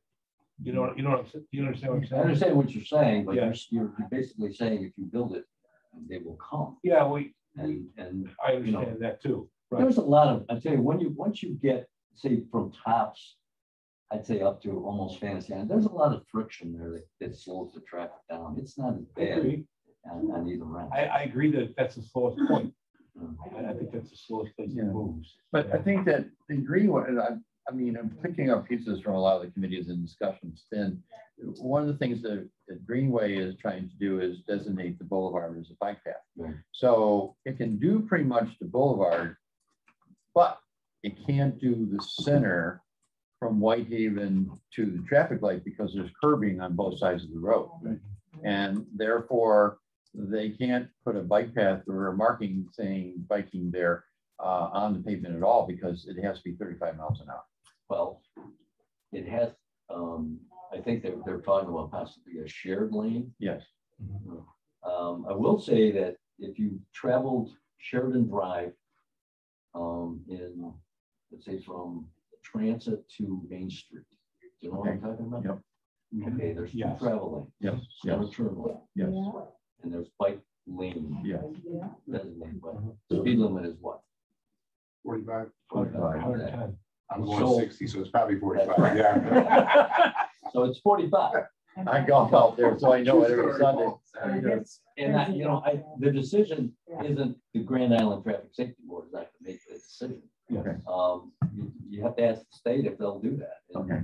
I think the board wants to go along with what the town wants to do, but you say it's, as I said, the focus of this was pedestrian access, and there really aren't any. We're not bad. Yeah. And well, it's, it's and also it's, nice it's as safe as you can do. You've got these push That's buttons. 100,000. It gives you the countdown. Yeah. It's a no-brainer. Yeah. I mean, before when they had to walk, don't walk, remember that? Yeah. And you push the button and you'd start out and then it would say, don't walk. Oh my God, it's not. Yeah, you have. And if you had to read the sign, it says, it's flashing, don't walk, Yeah. don't stop. Doesn't say you gotta run back. It doesn't say you have to run there. Don't stop. Solid line, don't walk. So- But nobody ever read those signs. No, Now they count them down. yeah, now, Whitehaven and Granite Boulevard, you're installing new equipment. Is that sound equipment? I don't know what the equipment is. They just installed new equipment at those four corners of that intersection. Like, Before- I mean, They added more. The lights and They added more. They did, they added more, They added more, but they got another piece of equipment dropping in there. Right, they're gonna just have more stopping and starting on the, There's, for pedestrians, so they may have come from all these things. So Yeah. that may be the The- DOT's way of saying, here, we'll give you some signage. So- And I don't understand when you say more equipment, what are you talking about? well, what I'm talking about. More stop buttons, more go Oh, yeah. buttons, I okay, didn't know that. and their countdowns. And before they're just across one way, now they've got it going in all directions. All right. So they didn't have it So they covered may have had a before. case there that we weren't Huh? aware of. They might. I'm trying to whatever, but you may have, because of these conversations, that they did look at it and they said, this is how we'll mitigate it. It's no different than putting a stop sign at Ransom Road and Stony Point, that mitigated a problem that was hugely bad, and for simple dollars, it worked. So they may be thinking that these are simple dollars for us to spend. And they got their money. The DOT had the Grand Island Boulevard study. We sent it to them when we made the request for that project. The CBD one, we have not yet, we're going to. But that's all I have. There's the study. That's a lot. That's awesome. I like it, man. That's awesome. It's a lot of work. I'm glad to see that there's as many answers as I thought. I mean, that's basically checking off the box in the comp plan. Basically, it's talking about it, identifying major intersections. That was our hope that we have fulfilled that. Or you wanted to check that off? Check it off. It's like, don't ask anything else. It's done. You got it done. And I like the picture here. I got it. I like it. Yeah, that's cute. And I just gotta ask, is that one body laying on the ground, was that a dead one? No, nobody died. Okay, just check. So I can mark you off in your box and midterms complete. Martha's gonna be so happy. Oh my goodness, Martha's definitely gonna be happy. She signed up already, but as she's good. There's something to move forward. Ron, did you get copies of both studies or not? I didn't, I gave Pete and I see. She can take it back. You can tell me, no, you can So the, she can run it. gladly share. Well, you I can got get you Diane? one. I have Okay. yeah. Thank you. All right, Larry, thank you very much. So in saying in the conversation here, we have another item in the comp plan that says work with the DOT in New York State Parks to proceed with a plan to remove the commercial traffic restrictions that exist on the South Parkway, Beaver Island Parkway. So that is actually was designated for the town board, but we've actually turned around and basically stepped up to turn around and start to develop some conversations and some information that we're going to provide to the town board. And so Paul Lechner has done some significant look at that and looking, because he lives in the neighborhood, to talk about the traffic that goes on within the district around that area. So we have a report we want to share with you on that. Give me one. Interrupt One for more. a minute, Jim. Pete's got one. Yes. I know I'm after Paul. Do you want to jump ahead of him? I did not bring copies for everyone because I I assumed have copies. they read them online. We make copies. So, Oh, look, guilty perpetrator. so is that something I should go out? Got and one? No. Actually. Is that the ones we did earlier? Yeah. They're just not in color. Rhonda, I have a copy of this report. Did we make copies of this already? Is that the one I did earlier? Yeah. No, I Yeah, did- The one you made copies of. This one I did, but I did another one. The very first report you gave me.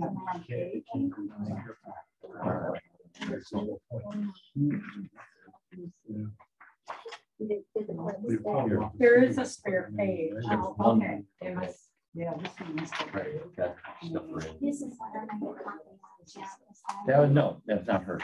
Hers is this one here. I'll go do that. I'm sorry, I should have done that. That's all right. No. All right. Yeah, I got that one. All right, Paul, you're up. That's right. Okay, this one is relates to the action item that's on Jim just talked about. And it's not something that's totally new or foreign to the town board. They've been at this juncture many times actually over the past couple of decades. But you go back to the early 1950s when they built the South Parkway. That was a state-funded project.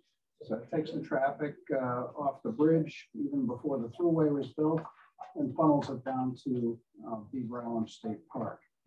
So what they did is they put in a restriction that at the intersection with Love Road, all truck traffic has to leave. And so all that truck traffic that's going down to the business districts down in the Ferry Village area and everything else has to exit at Love Road. They generally exit to the left, which is towards the river. And so they pass Bible Presbyterian Church, the Kagavine Elementary School, and the town park down in Ed Ball Town Park down at Stony Point. And then they turn onto East River. Now, East River has become a really important thoroughfare for people who are interested in walking along and taking in the scenic setting of the Niagara River. It's a pretty good view. And that section between Broadway and the bridge, particularly, we have a lot of people coming from the bed and breakfast facilities at both ends of that section. Yeah, and I walk it every day. There are bicycle riders. Today, I saw even a bunch of pedestrians, even though today the road is all milled up because it's being repaved. The concern I have is that today I counted 14 heavy trucks go through there, that section, all destined for destinations down in the south end of Grand Island, exiting Love Road. So they're going past the school, which is now in session. They're going past the church. They're going past the parkway, and then they're going through an entire residential neighborhood. Now, the question I have to ask is when you look at the construction characteristics of the parkway on both sides of that Love Road intersection, they're exactly the same. It's a concrete base that was built in the early 1950s, and now it's got an asphalt layer on it. It's been resurfaced a number of times. So if I use, you go ahead and take a look at the pavement on either side of the light, there's no change. In the maintenance cycle that they go through there when they do the parkway, it's always the whole parkway. It's never one section of the parkway gets worn out before the other.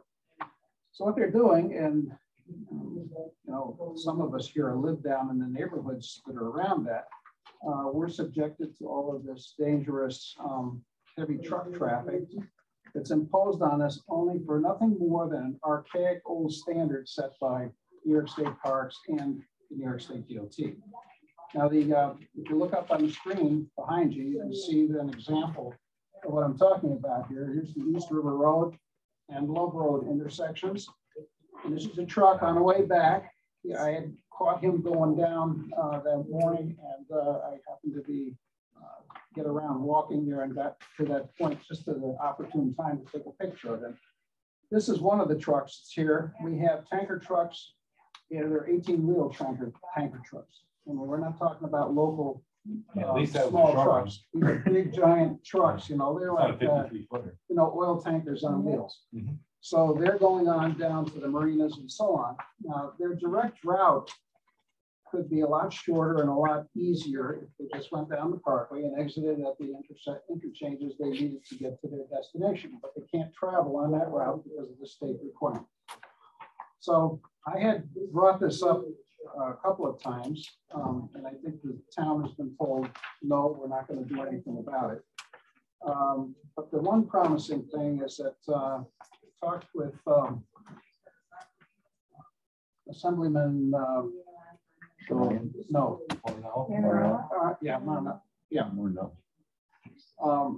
and his aide told me, he said, look, don't be dealing with the agencies. This is a government process. There is a procedure you can go through. So the town has to go to the state assemblyman and work out the process to go to them to get this restriction lifted. There's absolutely no reason for that thing to be in place. All it does is impede commercial traffic, increases safety risk for people who are walking along the East River, for the school districts and everything else. And I've been a crossing guard down there for about 10, 12 years, over the maybe since up to about maybe 2017, 2018. And there have been times when the kids are trying to get into school in the morning and we've got these guys in 18-wheel trucks, real heavy commercial trucks coming down, and they don't have the ability to stop quickly. and they're not paying attention, or they're on their way to a destination or whatever else. And it's really amazing that we haven't had any kind of accident occurred there. But I guess maybe that's an attribute that the efficiency of the crossing guards. But the fact is that the crossing guards only cover a small part of that time sequence. The kids still come out of school late.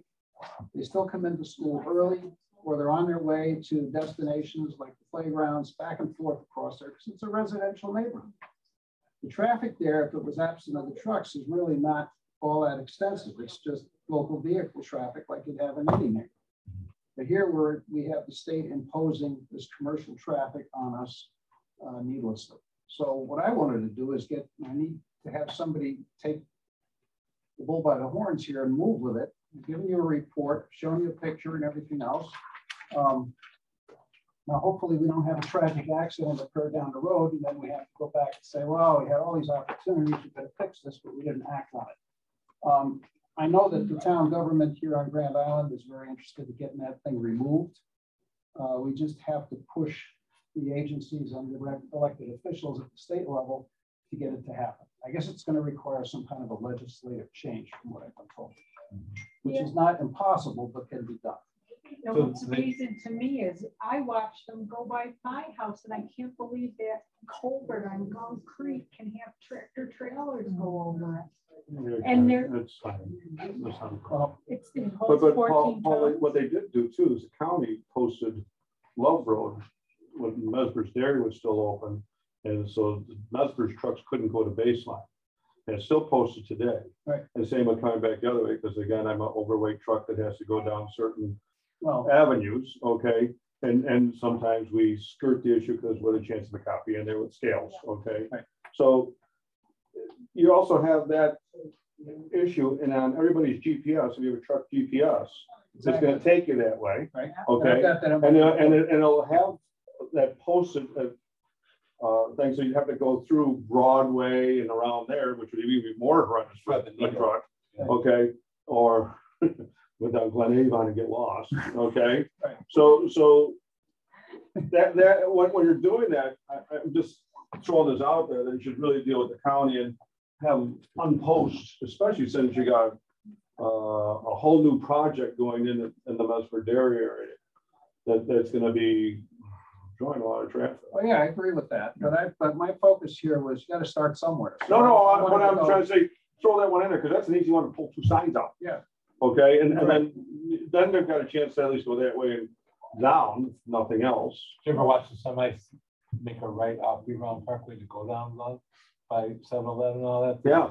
Those narrow things. Yeah. Well, Paul, what do you say legislative action you said is needed? What because what is specifically? So the town board has to because talk to there's a somebody. restriction that was imposed on that piece of property or that piece of highway was imposed by the state of New York when they created Beaver Island State Park and that parkway. So it's embedded in law someplace. Is that somehow connected to the parkway designation? See, I agree with it. I think it is. You know, it says it's a parkway, it does not support commercial traffic. I think by definition, So that parkway means no commercial traffic. So you Yeah, I basically need to think- rename. Well, The so it. problem parkway with was- the parkways, this is my take on it. I'm not an expert. The parkways, You're beating all of us, so go. but I say the parkways were designed for Long Island. Yeah. If you ever go, Long Island's got, Yes, I know, because I lived there. you live there. And so that's where it came from. They're And all these attributes of restrictions. Robert Moses. When you look at the South Parkway, it's got all those slip ramps. Why do you need a slip ramp? Do you really need that? Absolutely not. And then, and when you're removing snow, you got to go down, it's a separate pass to clean that out every time, every year, every snowstorm. It's stupid, it's foolish, but it was designed for Long Island and they put them here. Yeah. And they same thing when they built the University of Buffalo. It was the Robert Moses vision. Yeah. At the time. So whatever, but I think the parkway designation says no commercial traffic. I am told that the Robert Moses, they've tried to get tour buses to use the Robert Moses to go downtown Niagara Falls Versus Buffalo. versus, I think, the Boulevard. Okay. So that has not been successful. Now, I don't know who was pushing that. I mean, to me, that's a much bigger issue from the point of just your sheer numbers. Yeah. And I mean, Grand Island Boulevard or say Niagara Falls Boulevard, And they the would traffic move up on the that compared to the South Parkway. Oh, yeah. Yeah, but It's nothing, you can't compare The it. Grand Island Bridge right there is 12'3", and so that's why the buses can't go that way. It's a smash and grab every time. So buses are higher than that. That's why they won't change that. So you come off Grand Island, come around, get on Robert Moses, bang, you hit the bridge. Also, the height of the bridge. Height to the Height of bridge. the bridge. That's why it's close to that. I never heard that. I just, if you, Is there a sign that? Yeah, Oh, yeah. yes. Hell yeah. It's, Monster trucks have gone down there and gotten whacked. When they used to do them at the convention center before it became an Go Indian. under, you can go on. to So you're the saying if you're going down, You got that. Go off the Get out Grand the Island Moses Bridge, from, and then you get right around there and go around Yeah. to Robert Yeah. Moses. To get on to Robert Yeah. Moses, right there, you go back underneath the from bridge. our bridge. From our bridge, you're gonna hit our bridge with your. And there's a sign that says it's, Oh, Yeah. 12'3". Yeah, 12'3". no, on the other side. Okay. It's had many a hit there over many of the years. So that's why it's a big, huge sign to say no commercial traffic. Yeah, but you're saying a bus is higher than 12? Oh, my yeah. gosh, yeah. I saw that. Oh, yeah. Especially when you talk four buses. Now you got the taller one. Listen, if you go through the history, there's a biography about Robert Moses. It's about this thing. In there, it talks about his design criteria for why the bridges were elevated that they were. I won't go into the details here, they're rather sordid. But the thing is that it was a discriminatory thing that was done for Long Island parks that they didn't want certain people to attend. So they automatically reduced the elevation on the bridges so the buses from the city of New York could not get in there. And that then translated to everywhere they were doing work in the state. Hence, then we should tear down the Grand Island bridges because it's like a statue now. Yeah. Well, Residential. We're not gonna go there. let's take a break. I got the chops off. So no problem. Yes. But lower the elevation on the ramp. But They anyway, go down and up, but they won't do that. just going back to the Parkway situation, they gave us. I agree with everything you're saying, 100%. Yeah. Just so you know. Right. So let's just cut to the chase to move on to the next item, is that I'm assuming that the town board has to give action, make a resolution, do whatever, to our assemblyman and our state senator, okay? To the And governor. then send out the thing through that, and then all we're gonna get is either, well, that makes sense, or we're gonna get, no, it's a parkway, and we don't do that to parkway. Yeah. And they'll answer your question. You could maybe change the designation. Change the designation, doesn't have to. That's what but that's what I'm saying, but that has to come from the assembly and the senate. They Okay, have to agree to it. so- So town board, it should be a recommendation, your letter should be the recommendation to the town board of town of Grand Island to have that designation removed. Please go forward with it. Go forward with it. They make a resolution. It goes on to the assemblyman and the senator. Then it's up to them, and we push the buttons every once in a while on those guys. It's The like conversation needed to begin here. 'Cause it's Right. complex Yes. one of our No, But we need to make recommendation as to where we go with it. And obviously it needs to go to the town board resolution. That resolution then is made out to the assembly and the senate and to the governor. Yeah, okay. It's the three elements. All right. I mean, I'm not trying to pass, don't get the wrong idea, because I agree 100% with that. But I really think it should probably start with our traffic safety board. Well, I And then agree. go to the town board. Well, and the town board actually, pushes it up. in the documentation that I've given you here, when you read through it, raised the question, I said, why didn't the traffic safety advisory board be tagged to join with this? Because we felt that the They action. have the expertise. Yeah, when we did the comp plan itself, basically it turned around and designated the town board to take the action because it's the agency. They assumed that the town board would take this, then they would refer to the transportation committee for recommendation as to what they felt.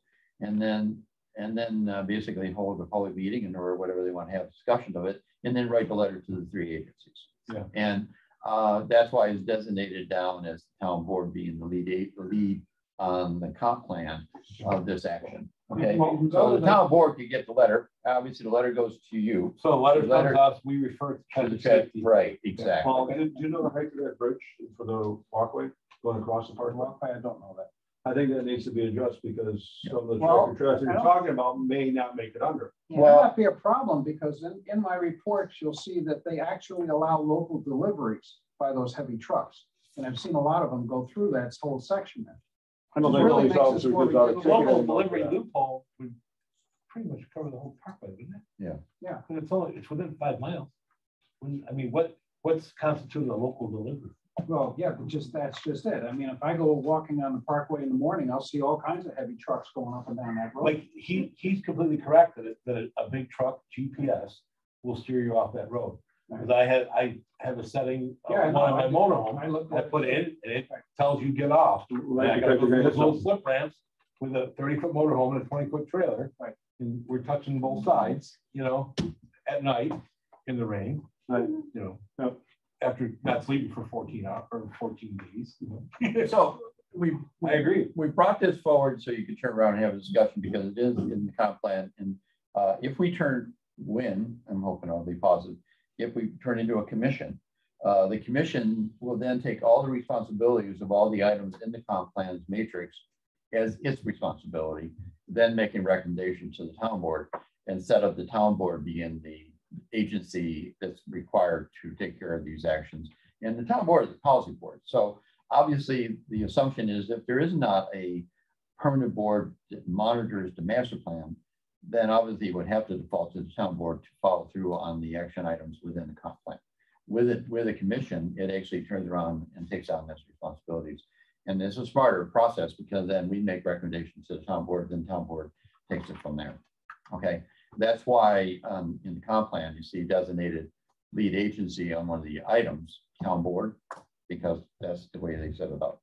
So this one, we're basically taking the assumption that we're going to start doing some things to make the recommendation to town board. That's why we put it out there today for us to actually start the action and maybe send it to the town board for recommendation going forward. I'm 100% with it. Okay. I like the idea and I agree with him 100%, to be honest with you. Okay. How's everybody else feel about it? June, you get a lot of truck traffic by your house? No, my God. I sat out on my front deck the other morning to count cars and sent a note to John Whitney about it because we're getting more tractor trailers. I agree.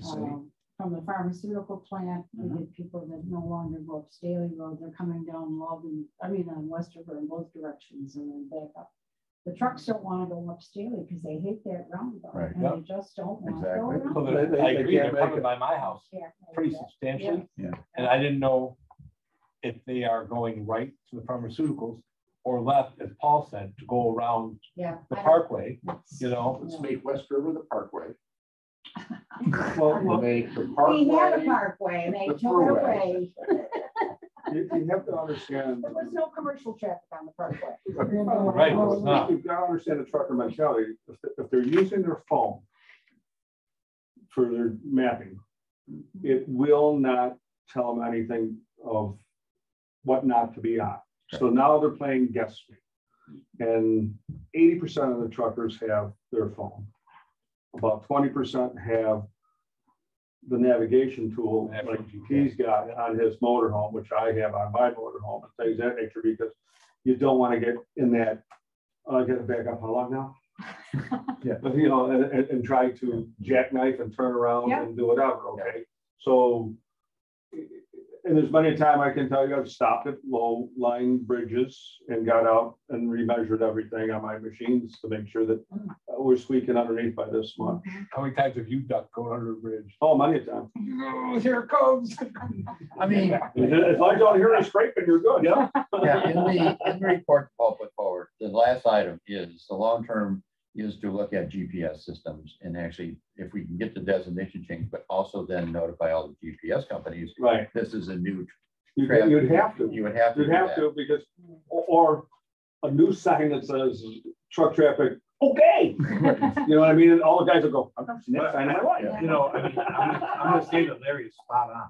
And that's a parkway designation. Oh, no, I know he is. I know. It's not, to me, it's not a transportation issue, it's a legal issue. Yeah, Yeah. it is. You're right. It is. You're right. It is. Right. I mean, but it's sad that Grand Island is picking up the How far would it be down? money to Parkway? fix roads Because Probably do it. due to heavy it traffic being ends put on maybe it. around State Park and the entrance there. So where would you Yeah, stop not it so it. you wouldn't have a Exactly. semi going around? The only thing I'd traffic? say is- That's, So I'd have to stop at Ferry Road. well, You know, that's I what mean, I mean. How would you do that? I mean. Well, wait, but you still have to get in service Beaver. They service Beaver Island. They're going, yeah, they're going into Beaver. And actually, that's traffic circle at Beaver is much bigger than the one we got. Oh, God, yeah. Yeah. Bigger than downtown. So it can accommodate, they designed that to accommodate. That's the only way to get in unless you go in. It's Beaver Island, it's not a roundabout, that's a circle. The school out there. And there's a difference, I mean, just look at the, There's no curving or I mean, it's a totally Don't get too different. started. It's not the same, Paul.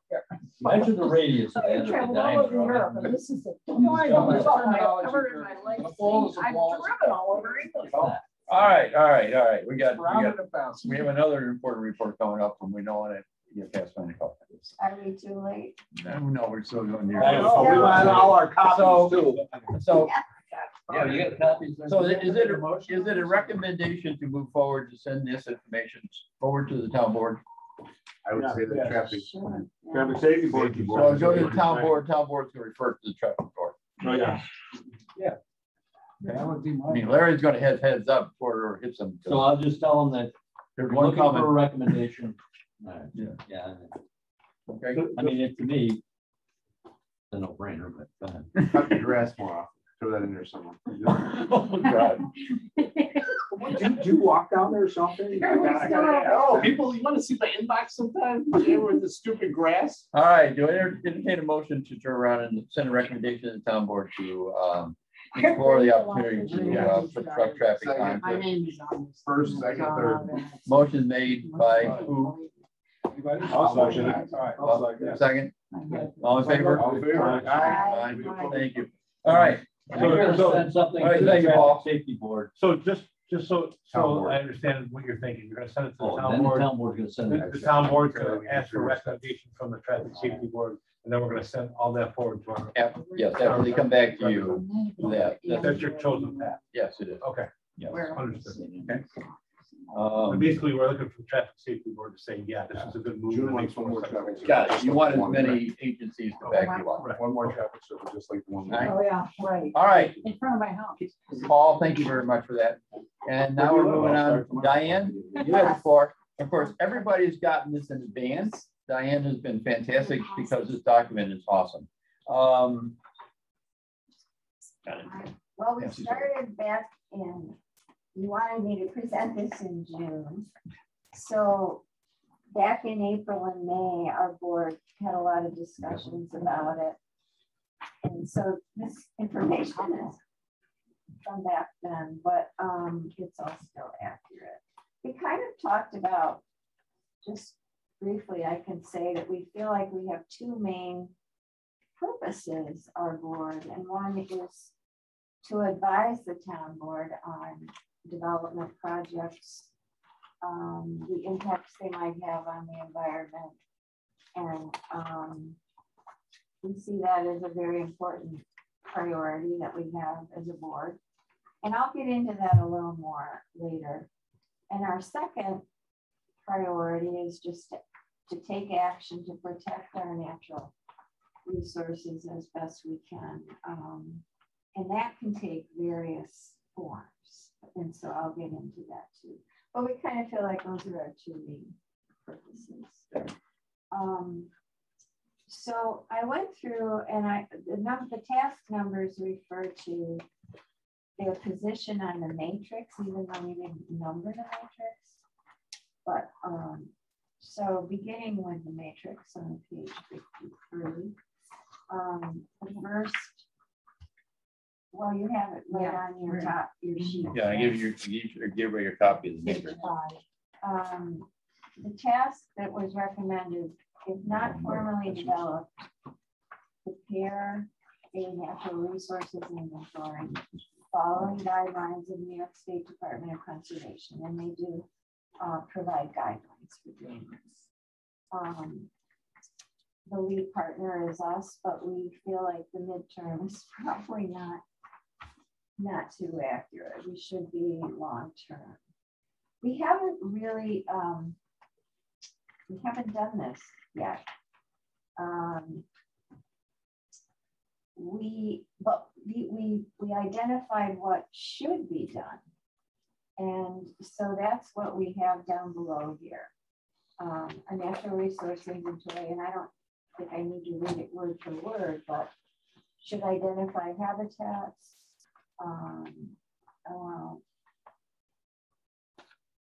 Habitats and various features that are important on the island. We talked about different ways that we could start gathering this information because we don't really have an inventory right now.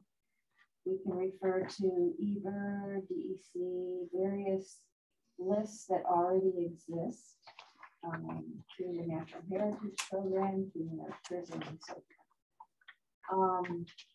We also suggested possibly sending letters out to area college professors to just seek professors who might want to assign students to do some habitat studies or animal studies on the island, such as Ed Standora has had a turtle study going on for a few years, and he gets his students involved. And we thought if we let other professors in the area know that maybe we get a few more student projects going on. So these are all ideas of things we can do. As I say at the bottom, we've rarely begun this task.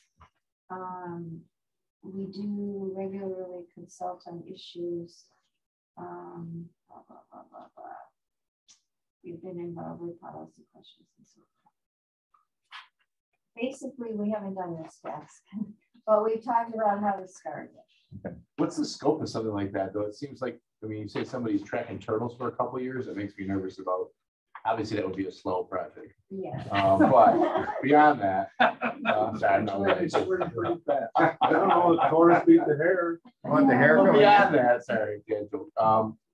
It just seems like what I'm trying to imagine what that means. We have X amount of rivers, or like every species of everything everywhere existent, or like like that seems like a huge task. I'm just like, is it really like, is an inventory a detail of everything, or a summary of most, or does it guide you that way? Like you want every bird? No.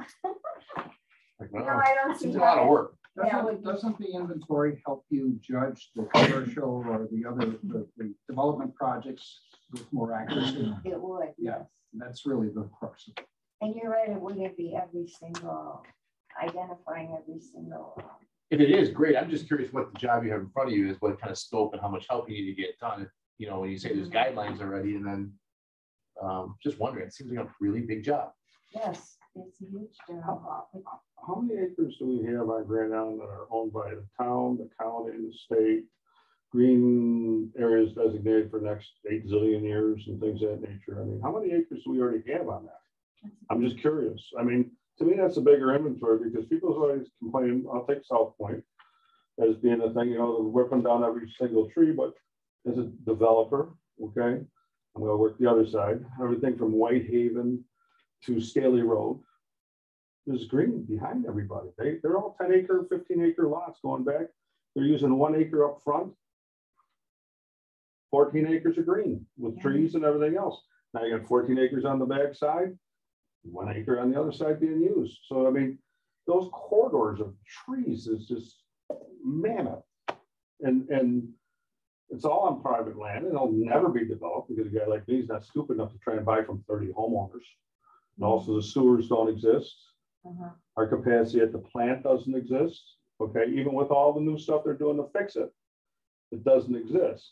And I know trees are a big thing, and I'm downplaying it as a developer because we try to save as many as we can, because a tree lot we get a lot more money on than we get a non-tree lot. Okay, but unfortunately, when you go to build a street, trees got to go. Sewers, trees got to go. And I love it because all the homeowners come out and plant trees in the right of way, which is awesome because the trees grow into the sewers. And like today, I'm out there making a good buck off of them. Yes. Okay, so I just sit there and smile. And then the neighbor comes over and goes, I'm having problems too. I go, good, it's good on my list. So when you get into the tree issue, I'd really like to know how many acres, which is an easier inventory, that's already going to be preserved forever, whether it's Beaver Island State Park, that's an easy number. Buckhorn State Park's an easy number. The town parks that they've got all over Grand Island, okay? We have lots of little parks because as developers, I've had to give away land to the town of Grand Island in exchange for us building a subdivision, Right. okay? So there'll be a lot here. And I've always been a proponent to sell all those lots. The town should get rid of them and make probably close to $10–15 million in selling lots and subdivisions that are just a place where people dump all their crap. I'm not so sure that everybody go along with. I agree with you. I agree with you, but Green space is I'm just, important to those homeowners. yeah, because they got to dump their crap somewhere. Okay. Well, that's The ones that got the tennis courts in them, those are nice. Yeah. You know what I mean? When you got a basketball court, tennis court, a little park like, you know, the one down at the thing, those are nice. Okay. But then when you talk to recreation, they don't want to take care of them. They don't like all those little parks, you know, and it's treated with that sometimes. So I'm looking for an inventory number of what is already there, because that's an easy number than counting the species of trees, where there's a group of them. You know what I'm saying? To me, That's more practical. I think it's more practical and not so micromanaging on the other end. I mean, And the reason this is on here is it's encouraged by the state.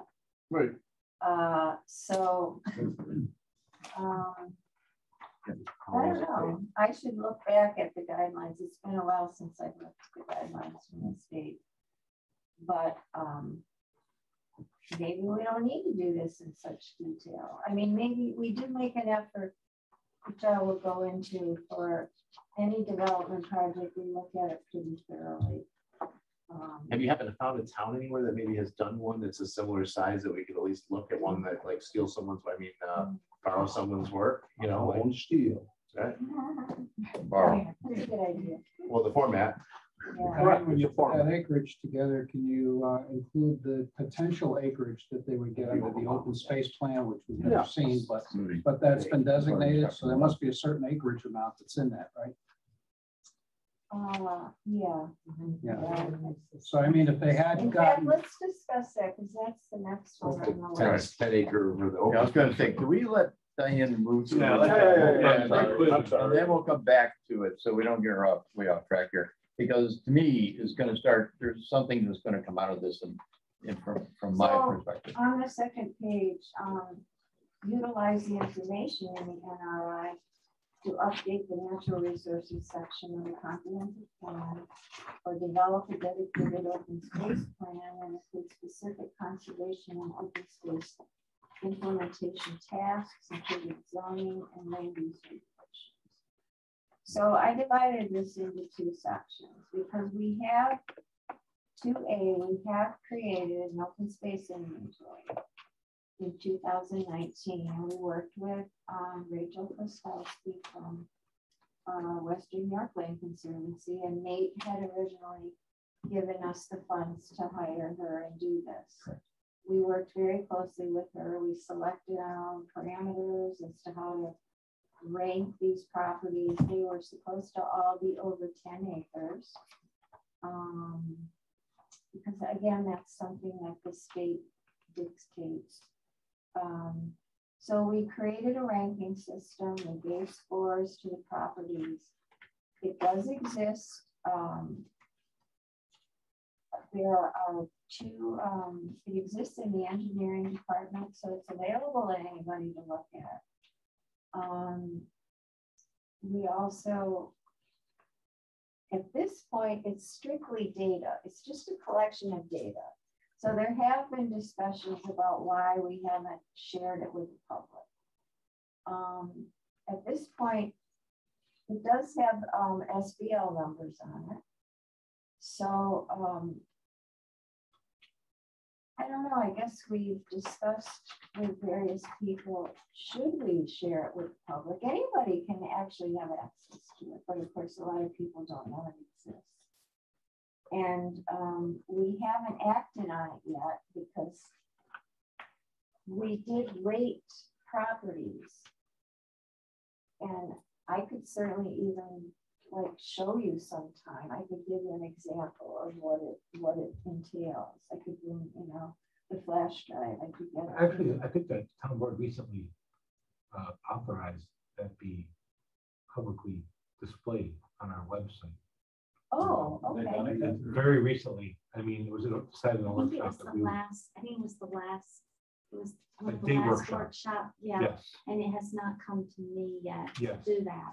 We I have have basically, it, I just have not Okay, gotten So that's- authorization to that's- post it. that's Okay. actually starting to come to light. so it would be on the website then, It's coming. eventually. Not yet, it's not yet. Okay, that's good. But we pushed it up. Okay. So what do you think about, I guess we were a little worried if people saw it and saw their property on it and how their property was rated, that they might. We gave them all your number. Good luck. I'll lend you my I was just wondering what my photograph. properties were worth. I get for two. Oh, I like that. I was kind of wondering what my properties were worth. It doesn't mean we would, we're not gonna obviously save all the properties we identified. What we want to eventually do with it is identify the ones we think are maybe the 5 most important ones, or that's what we want to do with an open space plan, which is our next step.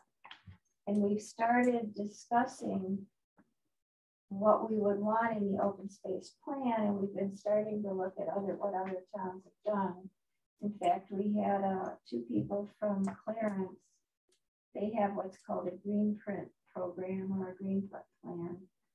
And they sat in on Zoom with one of our meetings and explained to us how they started it, how it works, and so forth. Yep. And so that's, right now we're investigating what other, East Aurora has a plan, a bunch of them do, and see if any of those are a good model for us. But we're just beginning that process. And of course, we'd like to bring in some of the Parks and Rec Board to be part of that. It doesn't need to be just the Conservation Board contributing to what we want to do with a plan. Right.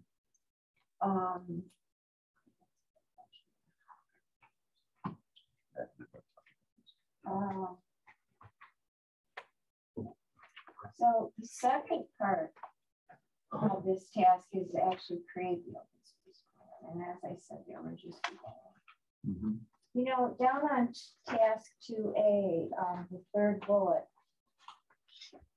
I'd like to just let you know that it's taken us a bunch of years to finally establish some protocol to see plans, like conceptual plans and site plans and all of that, to get it on a timely basis so that we can actually take a look at development plans and see if there are areas that we feel should be maybe changed a little, or if there's an environmental impact we think might be significant, that we can comment on a timely manner, which we never could do before because we didn't get copies of those. Right. So we've worked over the years with engineering to make sure that and here's what we've done. We've gotten, they still won't mail us a packet, which I don't understand. They mail like 18 packets out every month for the planning board meeting. We have to come and pick it up in our mailbox. They won't just, which that has always bothered me. Why can't they mail it to our chairman? They mail it to everybody else, you know, everyone else who needs it. But we've gotten the secretary, Arlene's been really cooperative, and she'll send us an agenda ahead of time for the planning board. So we can see if there are items on there that we want to talk about ahead of time. And she also sends us the approved minutes from their meetings. So that's helped us to get into the loop better. When I first started on the Conservation Board, we just weren't in the loop much at all. Can I, not to interrupt, yeah, but are you aware that those are posted a week ahead of time online, and you can pull up the entire agenda of the planning board, all the supporting documentation, like everything that every member of the planning board gets, I post online. As soon as Arlene finishes it comes to me. Okay. And then after each meeting, they send me their approved minutes, and then I post that. Okay. So And you can be go able to get back. the electronic versions of it, to be able to see what the planning board is actually going to be discussing and reviewing. Save those trees. Save trees. Yeah. The planning board hasn't been directed, basically, or working towards going paperless, but I think the town, though, has been sharing publicly the information that's going before the planning board electronically, so that you as a committee could turn around and get that document. And if you felt that there was something there, then you could actually ask for it in print to say that I see this, I really want to get a copy of this for our meeting. And then that way you're not getting that huge packet. You may look through it and say, there's nothing here. Right, It's substantial. yeah. All right. Okay. Thank you. Let's see what else am I got on this page. Just a point of information here, Diane, is that your ability to review all of that information didn't come about until you became an advisory board. That's true. Because when you were a commission, it was a different ballgame. Mhm. Yeah, The state regulations now define what your duties are, and that's one of the things that you are required to do. that's huge. So the town should actually work closely with you to help you get through that process so you can run it efficiently. Mhm. Yeah. Well, I know Bob's always been available. You know, I'll go in and ask him questions sometimes. So he's always been available to help me interpret plans. An example would be next meeting, which I just posted it, I don't know, this week, whatever day. It's 85 pages. Oh my. The packet's 85 pages, Oh, but it has everything. It's got the agenda and then all supporting documents. So you Okay. can go. Okay. That's great. That's Can good you to just know. put the list and send it to her automatically? No, I we can- post it to the website. That's how I do it. You I don't post I it to the don't- members. No, I don't. Okay. I can let my board know though. Yeah, That's there you go. available. Yeah, that's great to know. Okay, Saved another what tree. page are you on You now? should be Diane? happy with that. So any other questions or comments on the open space? What page are you on, Sue? I have a question. Should I ask a Yes. question? On the conservancy thing, I understand. I always feel like I need to say, you know, up front, I'm not opposed to this. However, when you get properties in the town and then the owners agree to set aside 25 acres, 45 acres, or whatever is land that will be saved forever. My eternal question is, what happens if that property happens to be in the place where this town eventually, God forbid, have to build a new road, because now we have 22,000 people. And when we have 30,000 people, We have where are the 21. roads going to go? And if this land is saved in perpetuity, then where are you going to build the roads? And why isn't that part of the master It plan? is part of the master plan. And Then the are paper- we connecting with this Yes, group? we are. then, I mean, And making sure that the land isn't being saved where we may need eventually. to right, put a your road. paper roads are already on the map. They're not, some roads are not built, Fall Boulevard being one of them. It's on the map, I bet. that. okay? Some will never be. And how many more are we going to need? I mean, there's only one Well, really. right now, there's no roads other than been laid out on the map, and the road, area has been defined. The only way another road can be built, other than the ones that have been designated, like Fall Boulevard, is for subdivision going. And then the planning board then will talk about how you're gonna have entries and entries like we're doing now. I mean, that's the only way roads are gonna be built. The town doesn't build roads.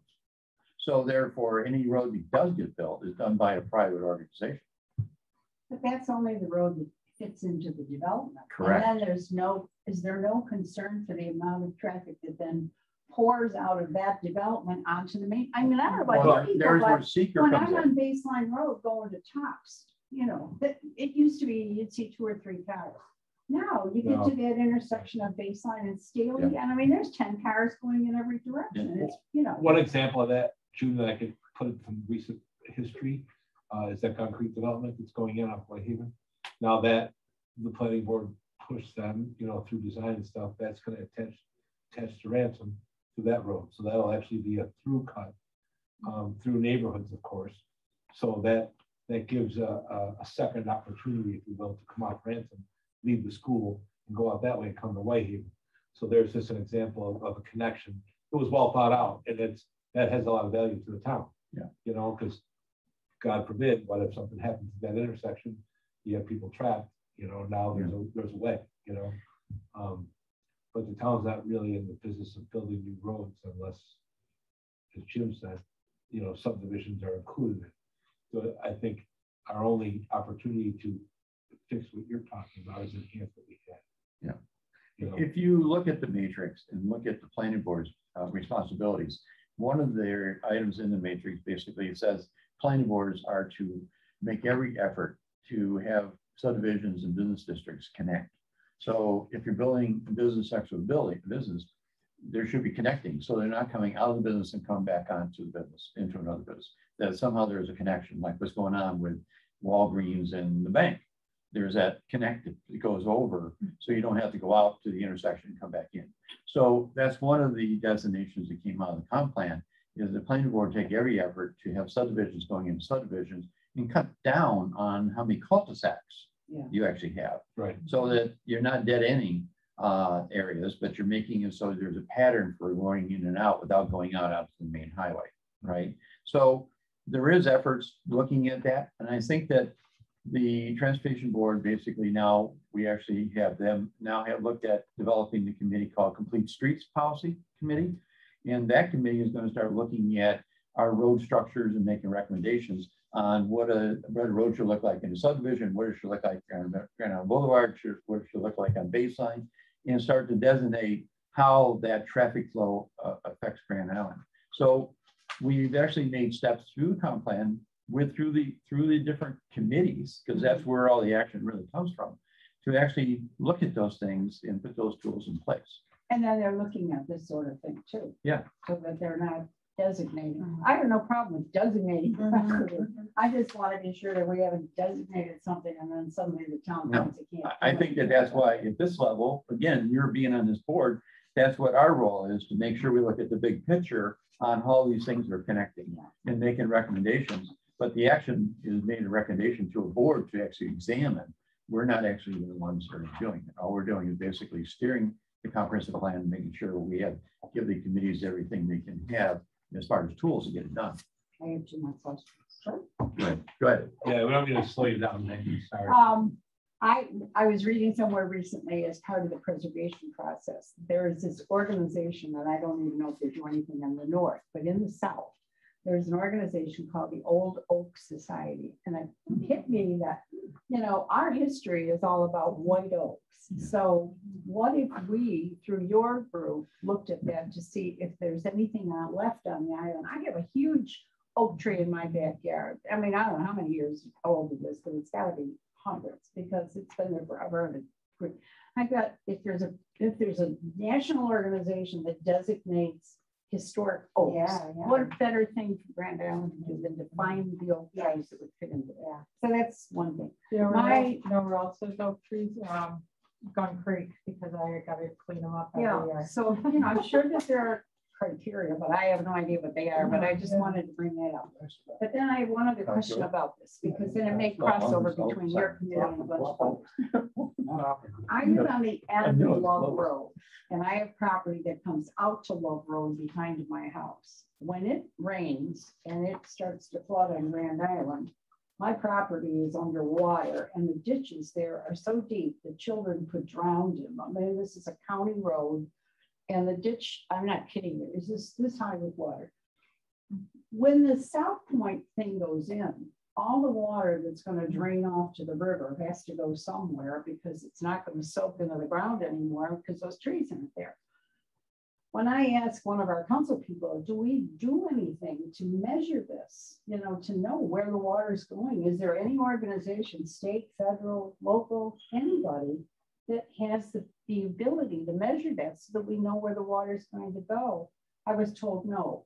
And I thought, if we don't, we shouldn't. I don't disagree with that. Well, I disagree. Yeah, I'm a developer, and I'm gonna tell you right now, Oh, no. there's stormwater detention, there's stormwater 100-year floodplains. We design mitigation for everything. So no, I disagree with that statement wholeheartedly, because I've had to put in 42-inch culvert pipes for water that's about non-existent right now. okay, even with the rain today. Right. Non-existent, okay, so they go on a 100, a 50, a 100, and right up to 500 years, okay, of what they anticipate the weather to be. Now, don't get me wrong, climate change, that's a big word nowadays, but at the same time, never have my culvert pipes been full. My pond will fill up due to lack of clearing, because the farmers used to clear the creeks, and they haven't been cleared since the farmers quit Grand Island. And that's something that needs to be addressed wholeheartedly on Grand Island. Right. There's still a tree across by the cemetery that fell after they cleaned it all out. When you guys all worked on, tree's still sitting there because nobody will put a chain on it and pick it up. So to answer your question, it is a requirement of every subdivision or any project that goes in that the water that's on that property remains with that property. Okay. Therefore, they need to put in retaining systems. And if you look over Grand Island, let's take the Nottingham apartments. That's a really good one. I can help you. Right? Yes. The Nottingham apartments went in. Now, they're required to maintain the water that's on their property, not to impact the area around it. You'll see a big retaining area in front of it, and all their drainage goes into that retaining area. If you go to the townhouses on East River Road, Fairway Greens, you'll see between on East River South, there's a group of townhouses, then there's a big open space, and then there's townhouses. There's a big retaining area there for its water. So therefore, every time a division, and that's been planned into any development that happens on Grand Island, you need to meet those criteria, and that's what he's referring to. Yeah. Your retention ponds that you put in, the draining system needs to put in, so it isn't that water is going to impact you, and that's one of the issues that has been coming up. But the other issue, and that's going to talk about the creeks. In the LWRP, the LWRP only dealt with 300 yards or 300 feet inland from the shoreline. That's what the last LWRP did. In this LWRP, we did something dramatically different. We turned around and made all the creeks all the way to its headwaters part of the LWRP. And by doing that, we actually turned around and made it so that grants could be done to actually rechannel the creeks, whereas before we didn't have it. Back in the 80s and before, the town had a budget line where the highway department would actually go and keep those channels open. The problem was that they would go in and clean them, and they would throw the dirt up on the shore. When they throw the dirt on the shore, they're creating wetlands on the other side. So they weren't engineered correctly. They were creating bigger problems for us because the water is trapped outside of the creek area. So they need to be done right. So the town stopped doing that. So, but the channels are dying because they're getting filled with trees, debris, and so on. So the only way we're actually going to affect that was through the LWRP. And so you're going to find it is one of the action items in the LWRP when we adopt it. Okay. Which you're on the committee, which is doing. I'm not trying to hijack Diane's time in the sun, but back to Nottingham, like obviously that's in my neighborhood there. And I was very concerned about that when they built that. That actually has under parking lot water storage, a retention pond, and they were allowed 1 3-inch pipe to go into the ditch for that whole facility. So they had to store enough water that if there was a rain event, that the 1 3-inch outlet would probably run 24/7, you know, almost every day, but it wouldn't deluge the creek and overflow it. Right. And I can tell you with certainty that when they built that, the drainage got better across the street in my facility. And when they built Heron Point, that huge impervious area, the drainage at my facility got better. So they're required to improve upon and not further the problem. And the engineering department is really good about Very good. Checking that. Very when good. we go over plans, and we always bring that issue up about drainage and what's going to. Common sense tells you flood out, but they make it work and it works better. You know? See, but you're in an old area, and so your question is legit because of South Point coming in, but that's all taken in their master plan of how they're building it through engineering, okay? And then what you've already got, you're still going to have. I mean, a lot of that stuff disappeared nicely when we cleaned up the headwaters of Spicer Creek before it began Spicer Creek, because the court came out and said we could dig this. That was considered a ditch, okay? There's a designation between ditch in creek. Okay, so once they put their little line in there, That's true. yeah. So but that drained out that whole backside of. Majestic Woods, we dug a pond.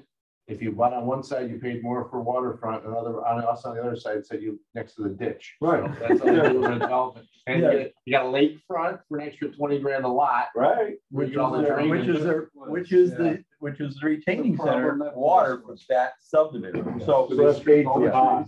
I mean, I think that I think the town's done well on those pieces, made from recommendations by the Conservation Board in the past, making what is going to be the impact by somebody who does something. And so, and I know engineering builds it in. I know there's retention ponds all over the place that people are always crying about because they're full of cattails and on and on and on. There's one big one sitting right next to Tim Hortons. That whole retention area right on the corner is the retention area for the water. It was for that facility. That was a gas station at one time, and basically that was all there. They dug that so that the water remained there. So that's why the roundabout is really bigger. Yeah, How far do they have? it was part of ownership issue. More If you than, see cattails, it's a retention pond. Yeah, you threw that in when you She can. wanted it right into the drive-through. Tim Hortons, you come around. I thought you went to Tim Hortons for a while, like you had a plan. I didn't know what you were looking for. but June, Strudel. Anyway, June, that was a great question. That was a great I question. appreciate That was a good question. Sorry, Diane. Didn't mean to go down a rabbit hole. I also want you to know, we keep in close touch with the Western New York Land Conservancy because they've done so much with us, and so up to date, they've had this project where they've been looking for greater acreage on the island and seeing if different private property owners would like to have like a conservation easement or deed restrictions. And so right now they've contracted with 3 properties on the island, and they're still looking for more. And I think they really shop off your open space inventory list. They do. I mean, I really think that's their primary go-to tool for Grand Island to say, okay, where are we looking? Yeah. You know? Yeah, and I think that's how the historical site on Whitehaven was found, because they had so many acres and they were actually addressed, or was actually approached by the Land Conservatory to say, do you like to put this into a, yes. What, cemetery? No, the Yeah, Berber all property. farm. Oh, the alt farm. Yeah, the all farm, and also the on Love Road, the former Yeah. BOS. Yeah, My new neighbors. Yes, your new neighbors. That's an actual purchase, and they will be putting trails in eventually. And then there's a third one on Staley Hopefully they'll let Road. me help. Of course. Anyway, on page 3, task 3 is prepare educational information regarding conservation easements, property acquisitions, deed restrictions, and other avenues for land conservation by private landowners. So I guess I'd like to ask, do you want us to do this? We're certainly already doing it in terms of keeping track with the Land Conservancy, what's going on. But should we be publishing like a brochure on it, or? Well, the discussion, I think this one always talks about EEDs, right? And where they are. There are many EEDs on Grand Island. Not many people know where they're actually existing. And I think that's the education part, is that we know that the property on Baseline or right behind Sigway and behind Rite Aid, there's an EED back there. And there's a number of them, but knowing where they are is really not commonly known. So And should be. it should be known. In fact, I found a disc in my stuff that says EEDs on it. Correct. A disc? A disc. The CD. So it's current, It's current. like from the 80s. When's the last Yeah, time you had a disc, right? Yeah. It was on a floppy. We're talking about the environmental overlay. It's got the Eagles greatest Yeah. hits on the other side. Yeah, she said she had a disc. I was like, wow. Save that. Do not throw that out. That might be a historical society thing.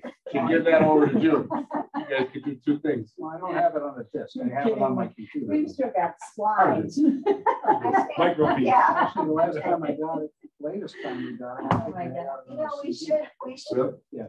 there's a map, I think, that has. Yeah. We should, as a board, we should look at that. Yeah. We look at that. That's a good suggestion. I mean, that's the education part. I mean, talking about your conservation areas, talking about, you know, what we have and giving an update over time. I mean, even to the point where maybe once a year, turn around and give a report to the town board saying, we like to report to the town board. These are our conservation areas and so on, which would be just an update for the town board members. But also when you're doing that, you're updating the public. Sure. Right. Okay. But you know, when you finally get to the zoning piece of this master plan, then the EED thing will actually probably disappear and become called something else of a, you know, more comprehensive scale. That makes sense. You know. We did comment on my second bullet point. We believe we should not be the only town entity doing this. Planning board, the town board, the Parks and Rec, zoning should also be apprised of these options for developers. I guess that's a question. Well, there's where you're advertising, basically giving a report to the town board, even to the different boards of what you have designated. That's true. Right. And so then they can take it into consideration when they're doing their deliberation on in a program that's coming down the pipe. That's the education part. It's not only educating the public, but also sharing that knowledge with the other advisory boards that we have designated this property, and therefore you know what we're doing. Right.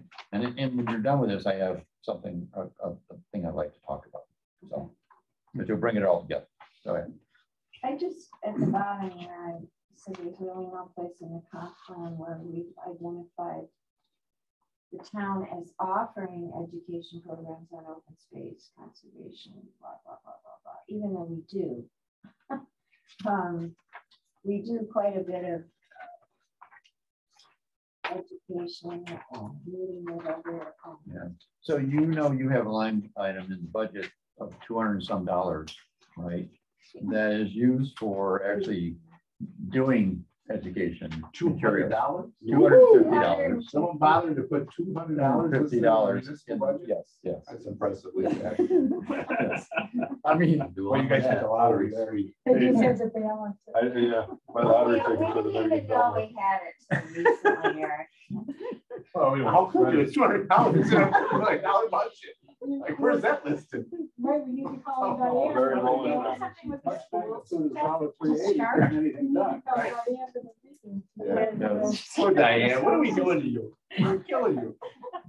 $200. I was just thinking, I think the preservation spent- board that's why and she didn't historical print them out. society follow the rules, like whatever you call it, regulations for the fourth grade history every year, and use the school buses and the school system, and the fourth grade teachers are all trained in this sort of thing. And then every fourth grader on Grand Island is taken on a school bus to various historical places on the island. And we talk about it, and the gals at the Historical Society do this thing in costume and show them what it's like to have a wash day in the 1800s. It's a really neat program. And that's the kind of thing that, you know, the Preservation Board would support. But you might be able to do something similar with the school system about conserve. I'll pay you $200 to take my kids and leave them in the woods. How about that? And then you come find them. and Maybe see I how they talk do. to the Watch what you science say and here. biology. Sorry, $400, honey. We'll do 400. Just encourage the buses to do this, because it's part of their plan. You can find this. And there's so. There forever. Okay, keep going, Diane. Okay, I tell you, I have to pick up some people in Pendleton, and I'm not looking forward to driving. No, I'm They're on almost the done. time. Blah, blah, blah, blah. Okay, I guess I just wanted you guys to know, we did want to, instead of using the word ensure on page 4, we thought maybe that should be advised. Yeah, I don't know.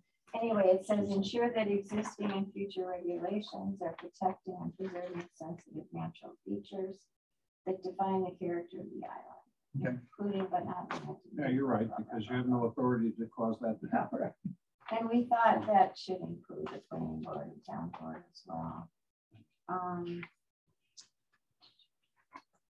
Let's check Okay. here. We have, I don't know, I guess just, I think I'd let you know about different things we've done over time. We've certainly been involved in Arbor Day every year. we've had education programs about Emerald Ash Borer. We've been involved with Waterkeeper. We started the project for Spicer Creek. Anyway, I kind of wish I could rewrite the tasks at this point. Yeah. Yeah. Let's get to the tree ordinance. I will tell you that our board is not anxious to try to advance a new tree ordinance. Because they've been very frustrated by the lack of support that we had. And we did change it several times, trying to make it a little more palatable. But as a board, the people who are on it right now just feel that if somebody else wants to come forth with a tree ordinance, but it doesn't want to be the CAB right now. Yeah. What about other towns? The other towns have tree ordinance? Oh yeah, Then just copy.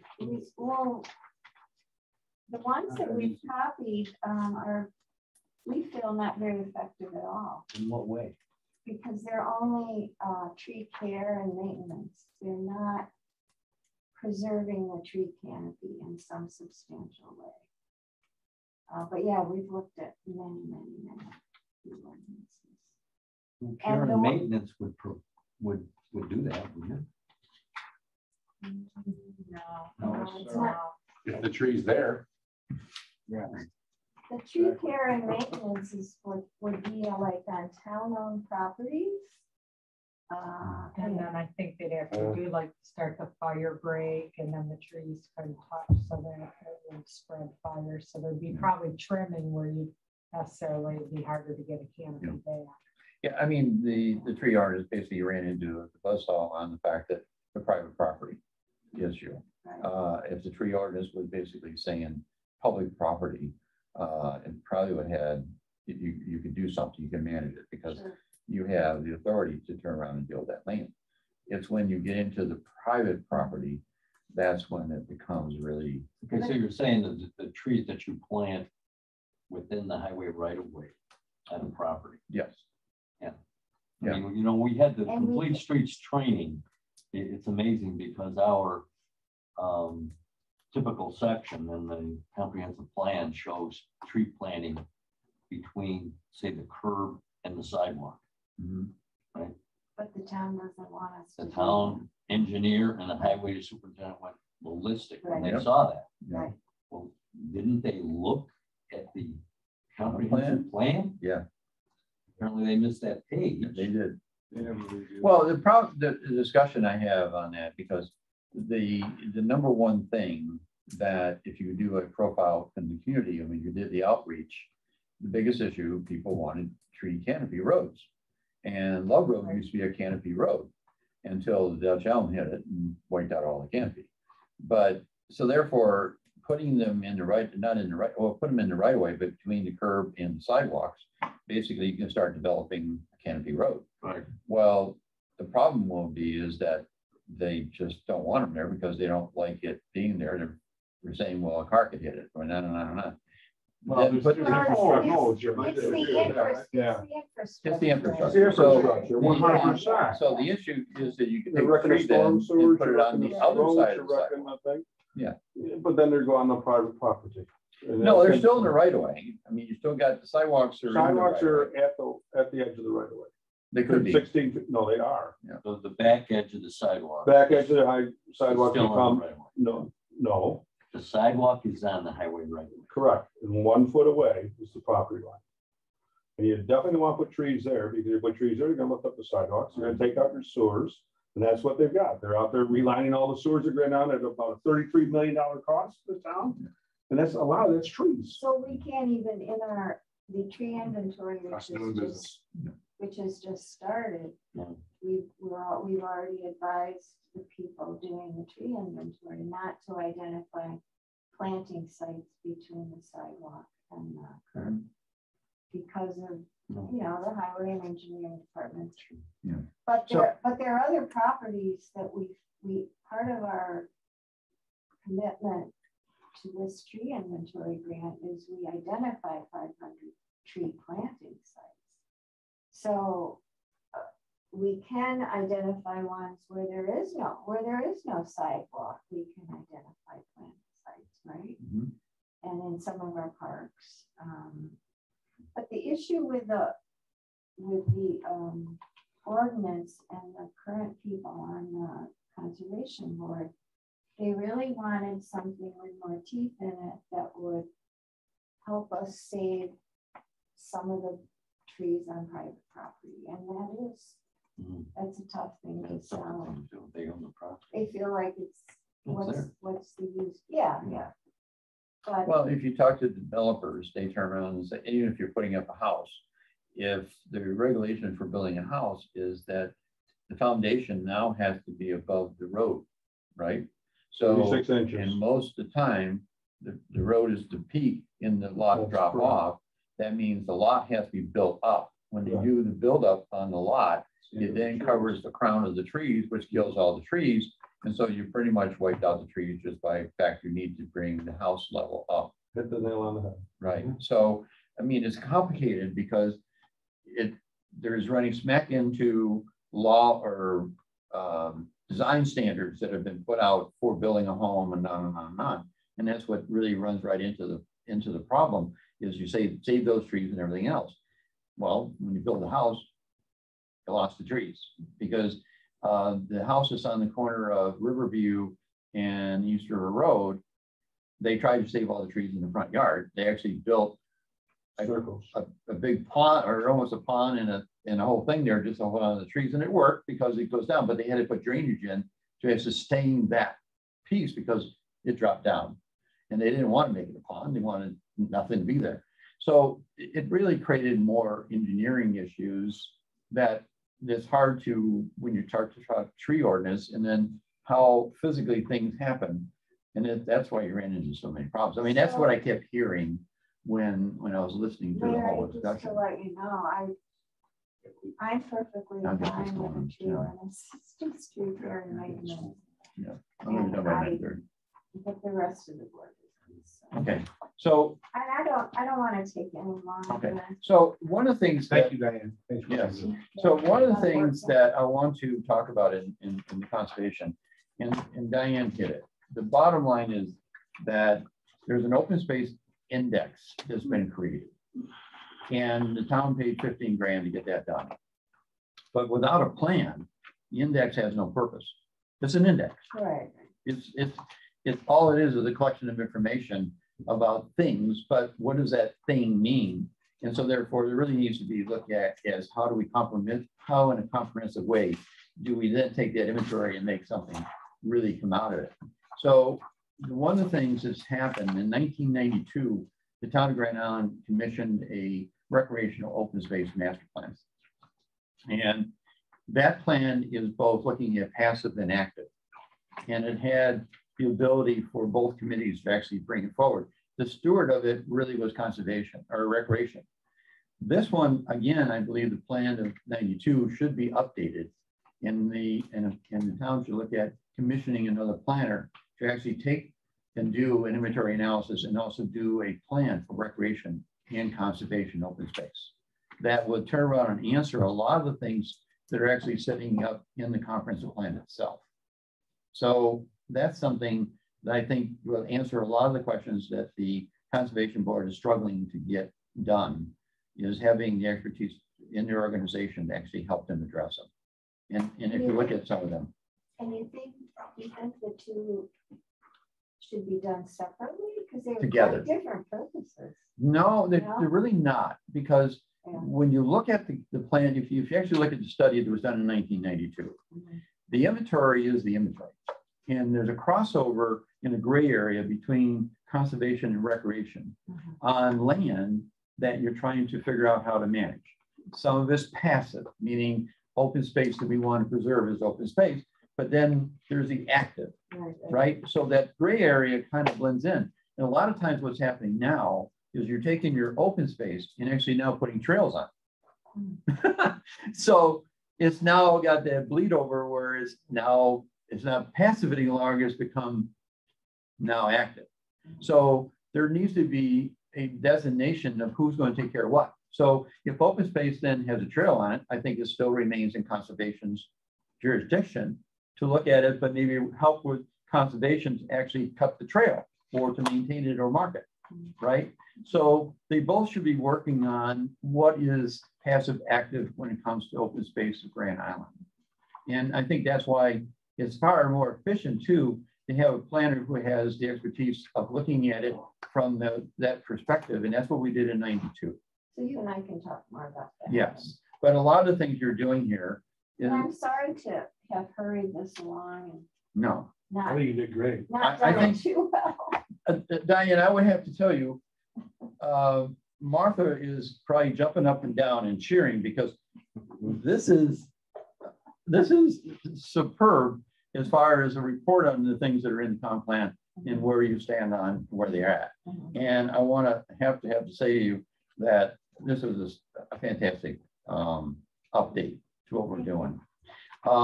Just the fact that she wants revisions to the matrix prove that work's being done on the matrix. Yes. That's the only way. Exactly. It's the same for So, 5 years when I'm doing it. Diane, do you want to share with, I don't want to do it. Do you want to share what you want to do?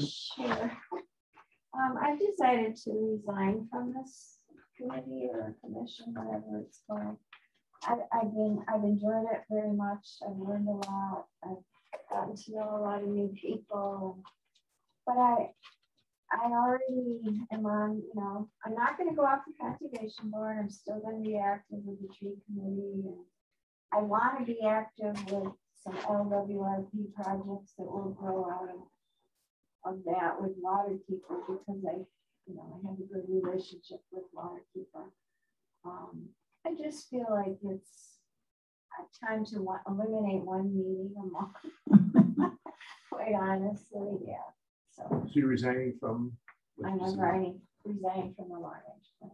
Okay. But I'm still Well, I'm around. gonna miss you. I have motion to not approve. Can we do that? Can we add something? Back to work. I'll I second it. do want to come to the next LWRP meeting though. That'll Okay, be my then last- stay there until. That'll be my last one. All right. So, But I do appreciate everybody. It's nice to work with you. It's been a privilege. I mean, I got to tell you, I mean, the issue is I treasure this committee of all committees that I'm involved in, and I got a lot of committees that I'm involved in off the island and on the island. But to me, this is the most rewarding committee that I'm part of. And the reason it's so rewarding is because of people like Diane. I mean, you've been a special person, and what you do is above and beyond. I mean, you're out there actually walking the creeks and measuring the what's going on in the water quality and all that. I mean, it's just that dedication to what you believe in conservation. And it isn't, and you look at it from the eyes of what is practical as well, and communicate how it fits into who we are as a community. And to me, I just, my hat goes off to you, and it always will. And I got to tell you, there are times that I'm going to be picking up the phone and calling you. That's fine. And asking questions and asking, what is your opinion on things? And I feel maybe like, bring you back in to have a conversation. sure. If you I allow. feel like someone else from my board should That was my question. Is that? get this experience Yeah, because they don't. I just feel like they don't look broadly enough at things, and I think if another one sat on this commission for a while, that Would would open help. up their. Yeah. But Are doesn't you that nominating somebody? planning board have a seat? No, I don't. Do you have somebody in mind? They will Somebody designate else. somebody. Yeah, We have somebody a couple doesn't. programs. Somebody doesn't. I'll share it It's with important, right? That's what I'm. Yeah. I mean, I think there's a couple people. But thank you, everybody. It's been a great experience. Oh, well, you're going to be sorely missed, but we're going to make sure you're not totally missed from us because No. we're still going to reach out and grab you and say what's going on with us. Will you just come visit us once a month? I was trying it. I'm working for you guys. Thank you. She's just trying to- 10 minutes, maybe. The first 8 seconds. Well, we really beat the clock to death because we started at 6:30 and it's now the hour of 9:30, which it's been a 3-hour meeting. But I feel that you all done a fantastic job tonight, and we've gotten a lot of neat things done. And of course, because we only meet every other month on the comp plan, I think we really did our best of challenging the things that are in our town plan and getting ourselves on true track. We're getting things done. We're getting things done. I think that's the great part of this committee. So at that point, our next meeting is going to be. Well, are you staying with the Thursday? Yes. And are you going to the first Thursday this time or the second? Because we moved it around a little bit. I'm up to the group. I'm either first or second. To me, both work for me. So the first is the 7th, and the conflict there is going to be ZBA. ZBA. The 14th is going to be a conflict with EDAB. EDAB. Yes. So if that helps. Well, Drexelius has been not able to attend. So to me, I think we stay on the second one so that you can be part of what the conversation, especially the next meeting is going to be on the LWRP. So if everybody's okay with that, we'll designate the second Thursday of next month.